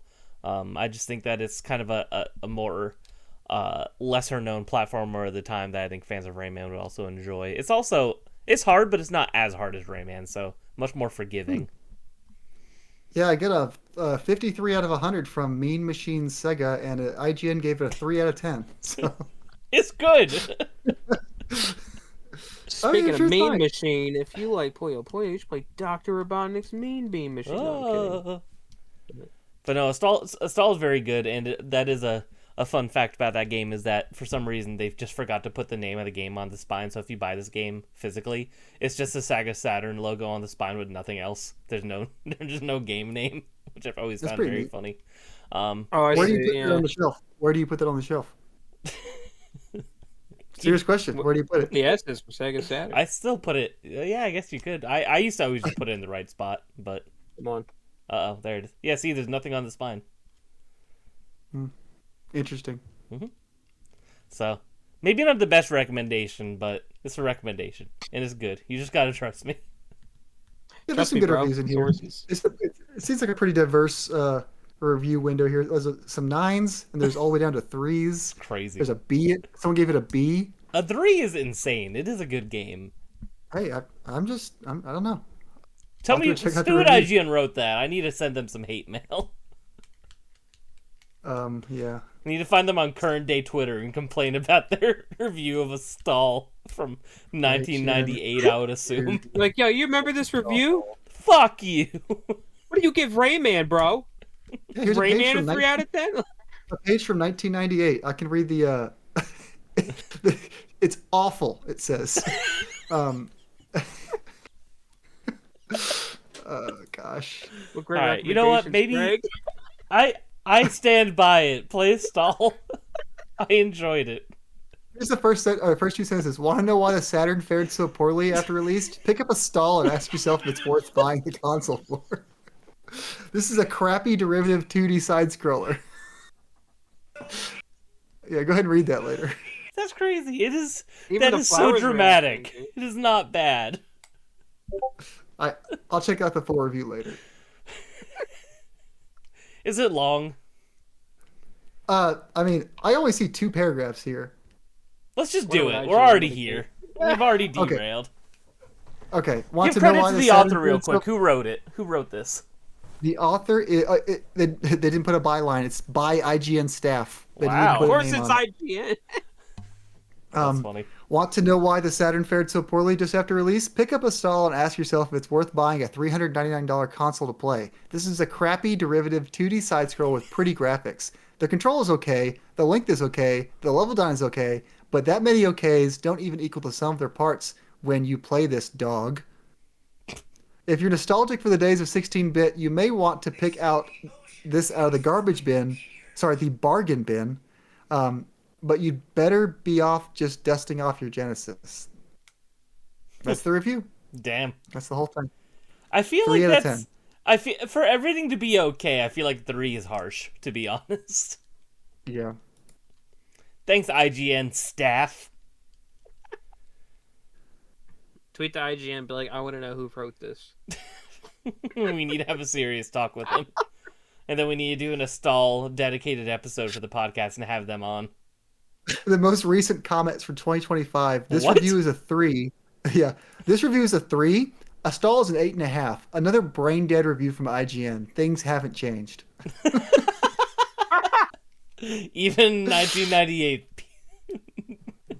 Yeah. Beautiful. There are 4 comments from the 2020s on here there's 4 comments. They're all from 2020 or later.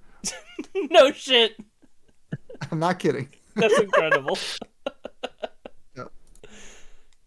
See, now I don't feel bad bringing up a stall because we got something good out of it. I love that somebody's on here writing hate to IGN on a stall for a 1998 review. What are you doing? That's incredible. He hates IGN. That's what he's. Me too.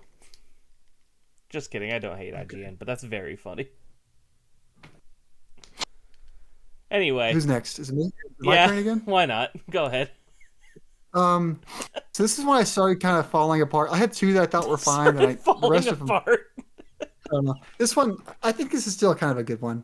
Okay. If you like Final Fantasy VII, Mhm. I think you should play Final Fantasy VIII.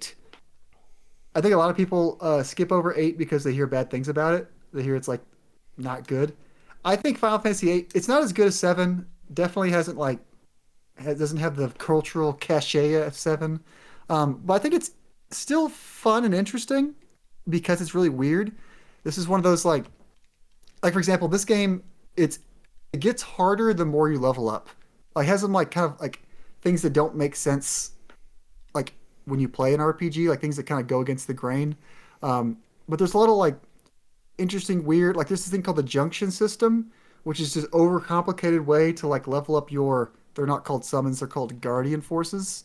And even through playing the whole game, I never quite 100% understood the system, but I appreciated that there was a weird system in there to try to understand that I'm sure the freaks do really like and do actually really get the most out of.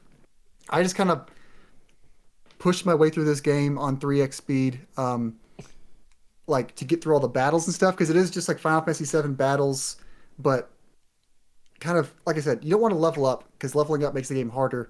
It kind of doesn't make sense, but really interesting story, brings you some weird places, and it has a lot of the same like exploration catharsis. When you get to the end of the game, you can explore the world map and go find optional dungeons, find optional things. It's got all that stuff like Final Fantasy VII, with a I don't know, more punishing, weird level up system and like a not as cool story, but they went for some things. There's like some time travel stuff going on. It's fun. I think it's worth the play if you liked Final Fantasy VII. If you didn't like Final Fantasy VII, I don't think you're going to like Final Fantasy VIII. If you didn't like Final Fantasy VII, try again. Yeah, sure. But it is kind of a lesser version of 7 in my opinion, but it's a weirder version they went for things. So I appreciate that. Yeah, that was one of those games I started and then lost my save when my PS5 blew up all that time ago. So It does have really good music, just like Seven. The song for the opening, the school you start in, I forget what it's called, but the main song there is really good. I know I really sold that game well there, but y'all should try Final Fantasy. you're like it's not nearly as good as this other game in the series you can play instead, but it's there. I don't think it's That's worth it. skipping. I Put it don't in think my it's worth grab bag. Yeah. How about that? Yeah, I enjoyed my time that I did spend with it.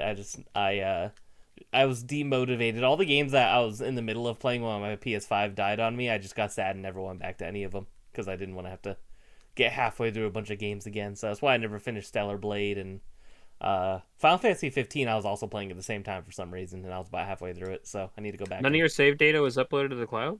I didn't have PlayStation Plus at the time. I was being a super sheep ass, and I was like, I don't need this. I was like, there's no good monthly games, and then I had no save data in the cloud. So Come in this month. Or game already, whatever. what was that? Said we got FIFA this month. There we Great go. game. One more quick note. I think the main character for this game, Cloud, super cool. Final Fantasy VII, spiky golden hair, and then they try to lean into like cool, edgy character for this game. You play a Squall Lionheart. You've got like a leather jacket and you use a gun blade, Hell which is yeah. just cool. It is pretty cool. Lionheart, what a name. Yeah. Tyler, what's your next suggestion? My next suggestion is, so if you like Pokemon games, particularly the older Pokemon games, now this one you can play on modern platforms, but it's like retro, kind of inspired. Nexomon.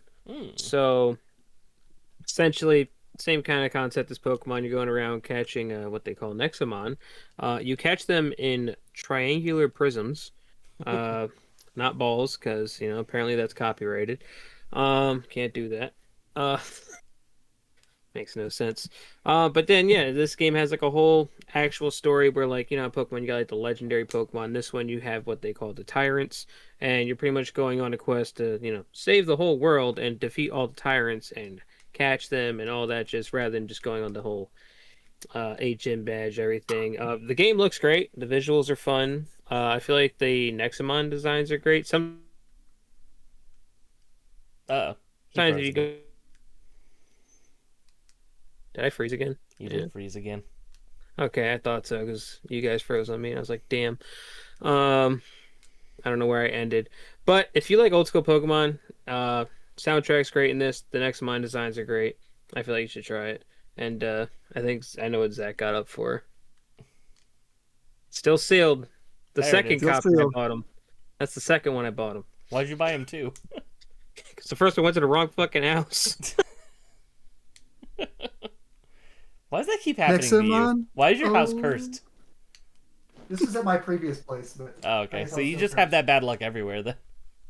I just realized I was that like, EA hey, it's Sports there. And I sent him the picture, and he was like, that's not my door. I was like, That's funny. I just realized I have EA Sports Madden 16 with the M's, not the E's. I gotta fix that. I'm gonna shoot you with a gun.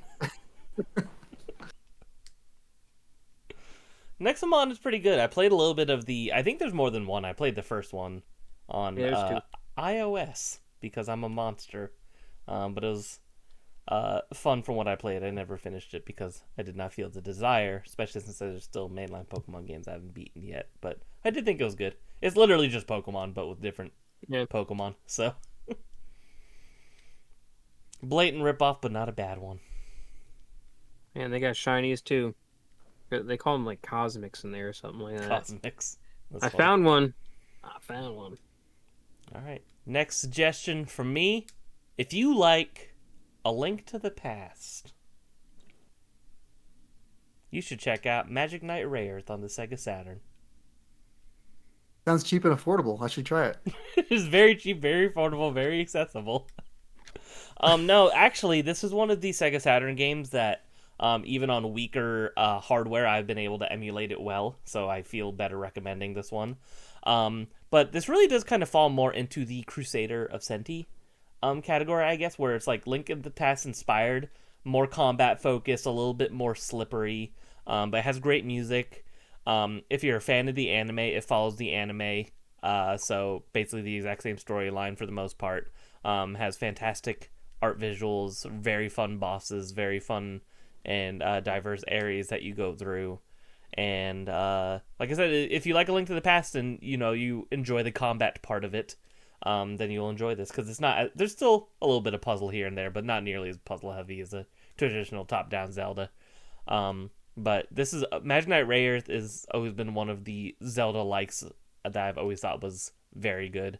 And it's also just an interesting and weird game. Worth doing a deep dive on if you like video game history. This is the last game to come out on the Saturn in North America, which is also a big part of why it's so expensive. But if you've never seen it, look up this game and just tell me it's not like the best box art you've ever seen. But you can't just Google it. You gotta go to eBay and look at a physical copy, because the entire thing is holographic and is beautiful and it's fantastic. Coolest game ever in terms of like a physical box. So heavy recommend. Can be emulated more easily than most Saturn games, so definitely worth checking out. And if you've never seen the anime, doesn't matter, because it just tells the same story, so you can just play the game. You don't even need the context. I always like looking at this box when I go to my local game store. They have a copy of it, and a little sticker that says "No stickers" in the top right. Because missing stickers. Yes, it came with stickers of all the cast members and then also has a very specific registration card. So if you're going to be spending almost $1,000, if not more than $1,000 on a game, you want everything to be there. And not only that, but there's 3 different disc variants, one for each of the main characters. So it's like if you want a specific character, you got to hunt for a different disc as well. This is a nightmare of a collectible, but it is one of the coolest looking games ever. And you really have to see it in person, since you've seen it, Zach. It looks incredible in person. There's something about it. It's like the most shimmery game box ever. It is very neat. It is very neat. I would like to play it one day. Mm-hmm. Steam Deck can handle it. I've tested it on there. So, did this series inspire the Powerpuff Girls? No, but that would kind of make sense, huh? Yeah, I was just wondering if the colors line up. Yeah. I was wondering if that had anything to do with it. One of the earlier magical girl kind of genres of things as well, like Sailor Moon and stuff like that. Just kind of one of the earlier examples. Also one of the earlier isekais. Like the whole idea of like being transported to another world. Imaginary Ray Earth was one of the earlier adopters of that genre as well. So pretty pivotal anime if you care about anime history as well. It's a good show. I like it. I like the new Super Mario movie is an isekai. That's true. He goes from Brooklyn to the Mushroom Kingdom. Good times. Hey, Luigi! In the Mushroom Kingdom! Wow, you sounded just like Chris Pratt. I did. That was incredible. It was more so like this one little Mario short thing. I would say the rest of it, but it's pretty inappropriate, so I'm not going to. Fair enough. Yeah. You're inappropriate enough also on had this a show. Exactly. I also had a Link to the Past recommendation. Oh, go ahead. You're next anyway. It is a little more boring, though. This is, like I said, when it got bad. If you like Link to the Past, you should play the Oracle Zelda games. I knew it. Come on. Knew it. Why do you keep suggesting games in the same series? Well, so that's why I said this is a bad one. That's why I wasn't going to bring this one up, but you mentioned Link to the Past. So I just think the Oracle games are underplayed, in my opinion, and they're very good, and you should play them. Okay. There you go. Understandable. Tyler, do you have any more? I don't. That's it? Yeah. I got some more. Do you? They're all bad. They're all bad. Do you want to rapid fire them? If you like modern FromSoft, you should play Dark Souls. My God. I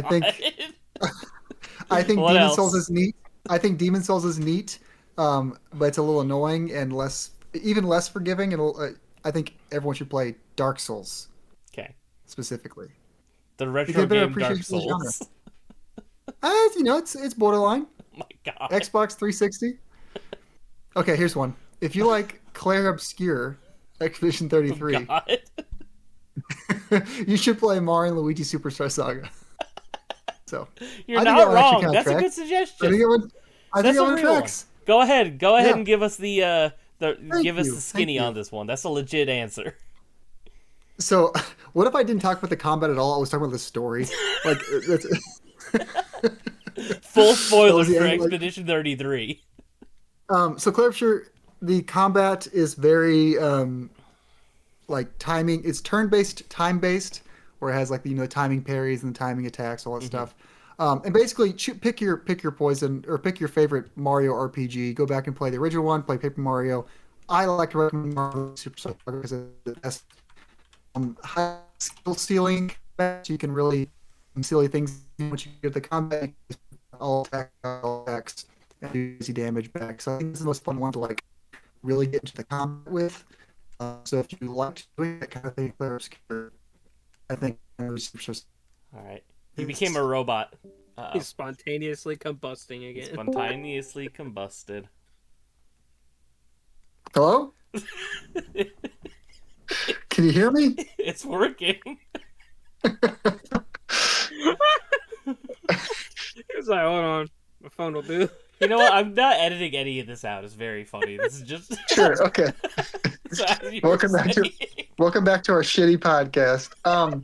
So I was gonna say if you want to play Claire Obscure but actually don't play Claire Obscure, you could play Mario and Luigi Superstar Saga and then Xenoblade 3, and you'll get the story and the gameplay of Claire Obscure Okay. without ever playing Claire Obscure. So There we go. It's perfect. Sorry, this is hilarious. Okay.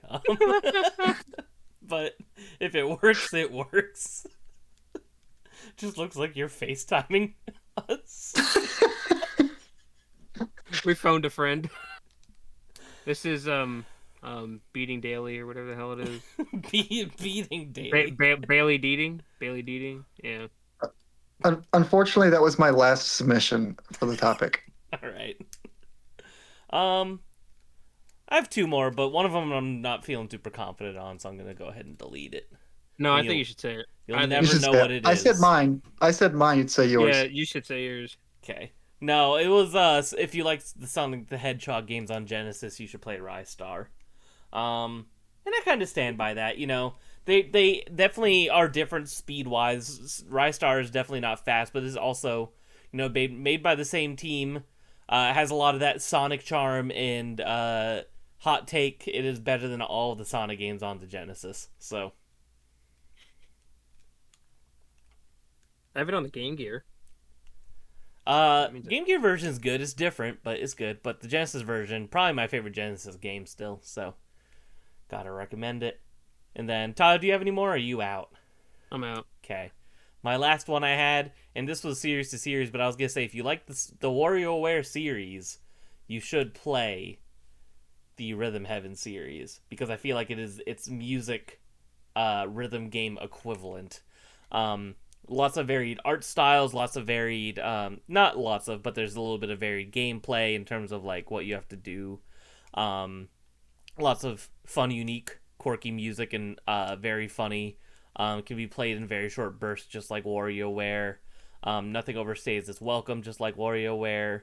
Like WarioWare, it has kind of like boss remix modes as well. Like once you do all the sections and part of the game where you do like 5 songs in a row or whatever, the final one is like a remix of all those previous 5 songs. And there's a big finale one at the end. So there are like bosses, so to say, at the end of each kind of like section of the game. And yeah, I feel like if you like rhythm games, you like WarioWare, this is close you're gonna get to like a WarioWare styled rhythm game. So If you like WarioWare, you should play Fish Like on Steam. I feel like the sound quality is also making this funnier. Do I look like Zordon, like the holographic head? Like,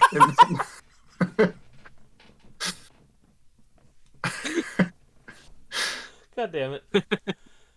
You're right. We do have a good podcast, Zach. I think we have a good podcast.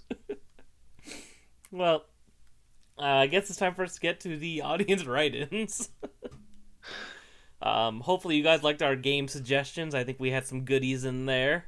And if you play any of our suggestions, we'd love to hear about it in the comments below. Let us know if we steered you in the right direction or if we steered you off a cliff and you hated the games that we said that you would like. Let me know if you play Dark Souls. Oh, do you want to rapid fire any of your other bad suggestions, or are you? Oh, that was all my suggestions. I didn't know I had other bad suggestions. You said you had 18. I was just joking. I was just gonna start listing off Zelda games. Stupid. If you like Majora's Mask, you could try Ocarina of Time. If you like Mario Odyssey, you should play Mario Sunshine. There you go. All right. Let's see. How do we want to do this?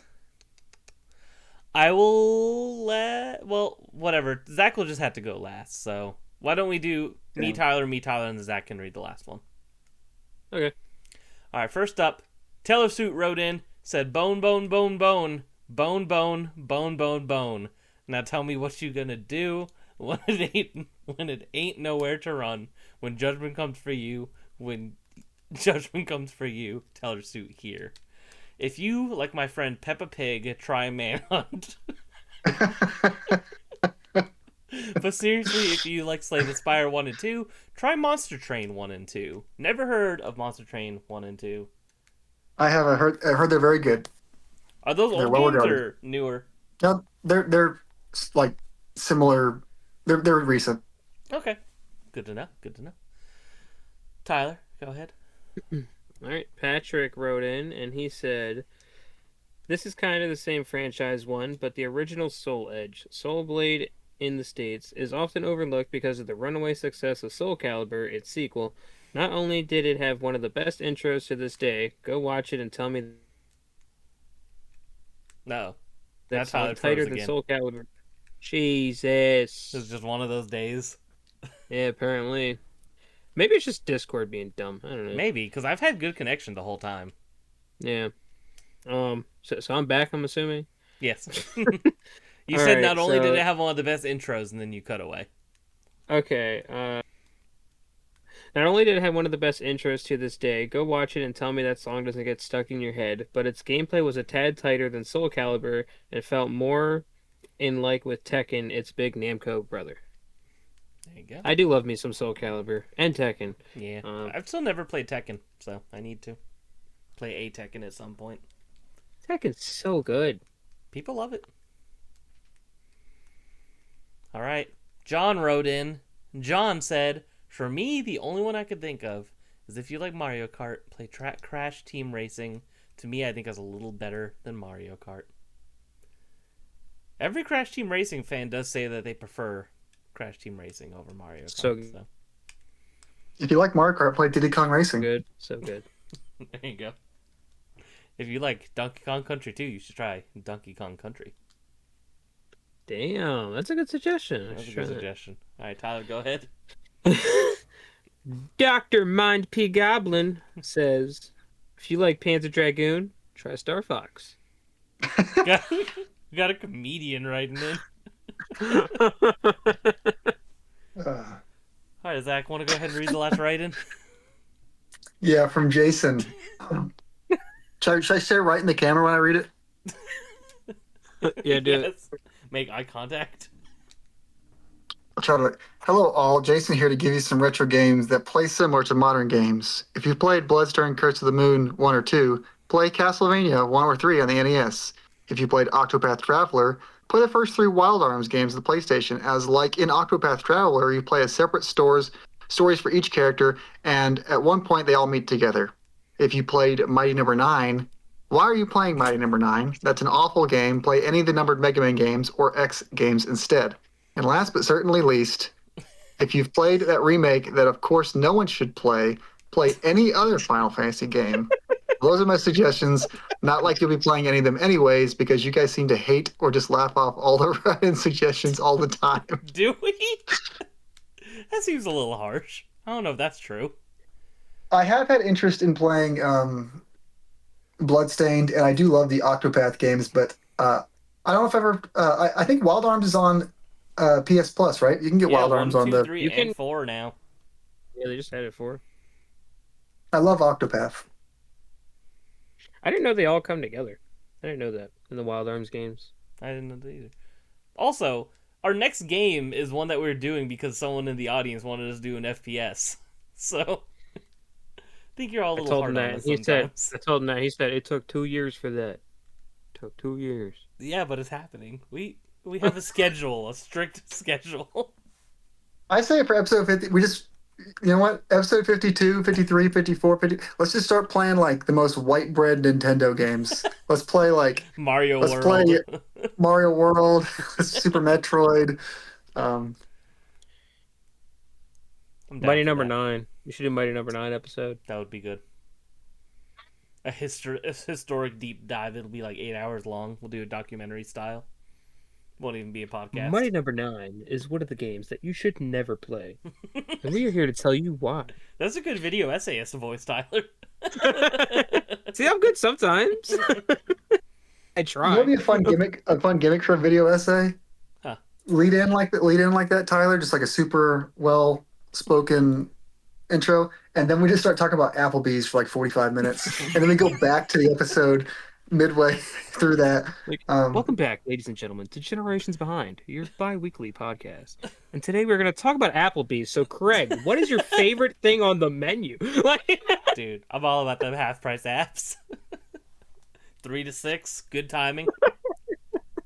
I prefer an early dinner anyway. Well, that was fun. I appreciate you, boys. That's a good one. That's all of our write-ins. Yeah, have fun editing this, Craig. I don't think I'm going to edit any of it. I think it's really funny. The audio listeners might be lost for a minute or two, but... Let's hear Zach talking like,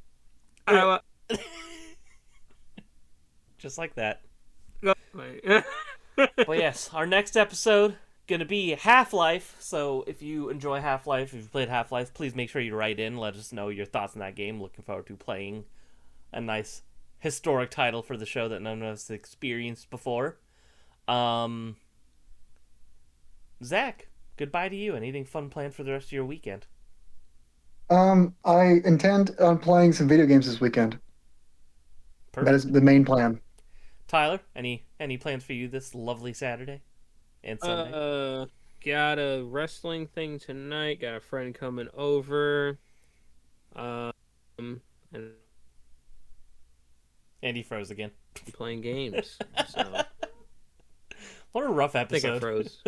Everything. Yeah, it's real rough. It's just I was been a- talking. I was like, I think I froze. Did I froze? Yeah, I probably froze. I It was was a really just kept going. chaotic episode. I blame it on Discord. I think it's Discord. Probably. That's all right. If you made it this far, shout out to you. We all appreciate it. I can't get over your camera right now. All right, whatever. I think we're good.